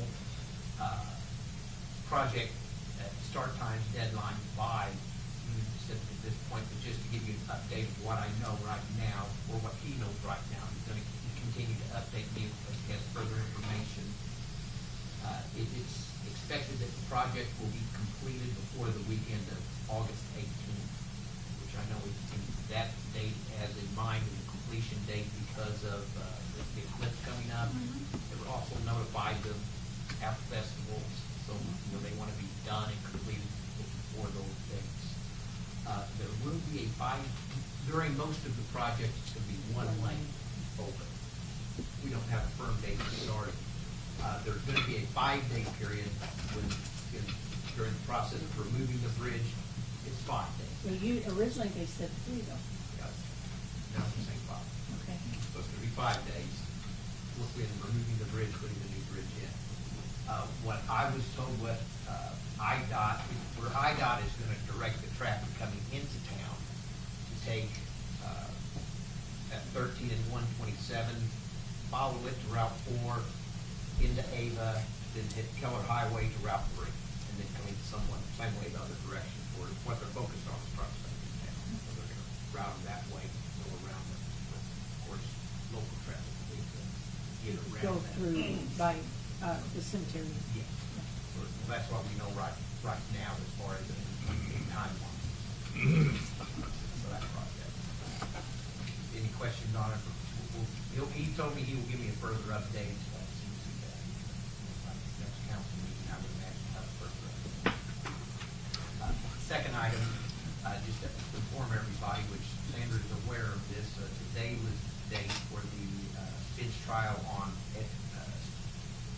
Mr. Kane, I believe it's Eugene Kane. He's an individual who brought a complaint to the city about damaging his muffler and his alignment in his vehicle, and hitting a speed bump on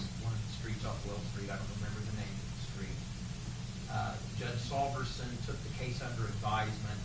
And one reason she did take it under advisement is Ed had Pat Snyder inspect the vehicle and then do an evidence deposition of his inspection, which what his inspection basically said is that Mr. Kane, his vehicle, there was from wear and tear, he had a mount underneath his vehicle, which caused his exhaust system to hang, a couple inches down, but lower than where it should. He also had bad shocks and struts, which gave it a bounce, which would give the vehicle a bounce. And it was basically, I believe, 2 inches above 2 inches clearance, with it hanging down. So, that would. That's evidence deposition that Judge Salverson has to review, but a couple other elements that he didn't meet in his case. One would be that one element for his case is that he would have to show that the speed bump was a defective or dangerous condition, which he didn't present evidence of that. He would also have to present notice that, or evidence that the city had notice of that condition, which he didn't present evidence of that. And most importantly, he didn't present any evidence of what his actual damages were or what he paid. So we would expect to have favorable ruling. We will wait. You slow down when you go over those 2 inches is enough.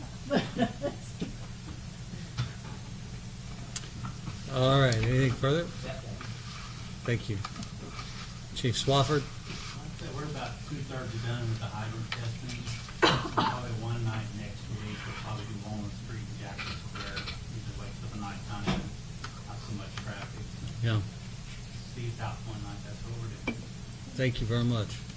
It's important work. Chief Roberts? We received an in-kind grant from State Farm. I got the award last week. I'm going to pick the computers up Thursday. We got 19 new laptops, 6 new desktops, 12 monitors, and 8 monitors for the police department. So we'll be able to upgrade our IT for the first time in about a decade. And we can reapply for that grant. Now that I've written it once, I can reapply frequently, fiscally, every year. So what Brian and I talked about is I can roll the computers down to the rest of the city each year if I get the grant. We can keep the PD updated because we have to have a strong IT background. Hopefully we can update most of the rest of the city with some leadership background. Excellent job. Thank you very much for that. All right. Brian Manwaring, Darren Mills, Eric Kennedy, Tim Lee, Jim Stewart. Okay.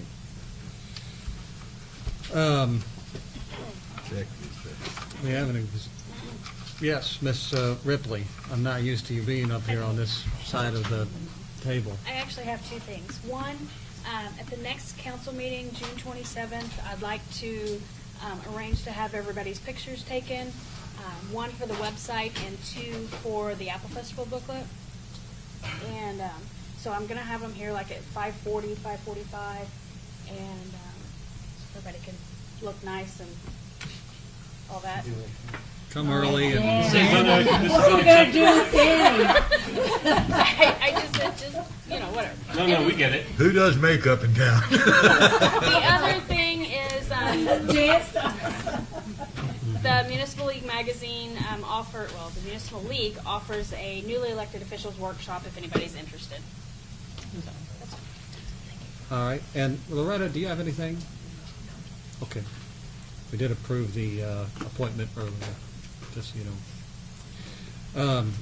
All right. We do have an executive session that we need to enter into, and so I'd entertain a motion to go into executive session. So moved. Second. All in favor?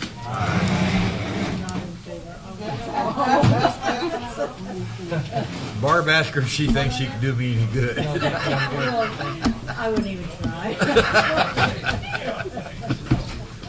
5-ish.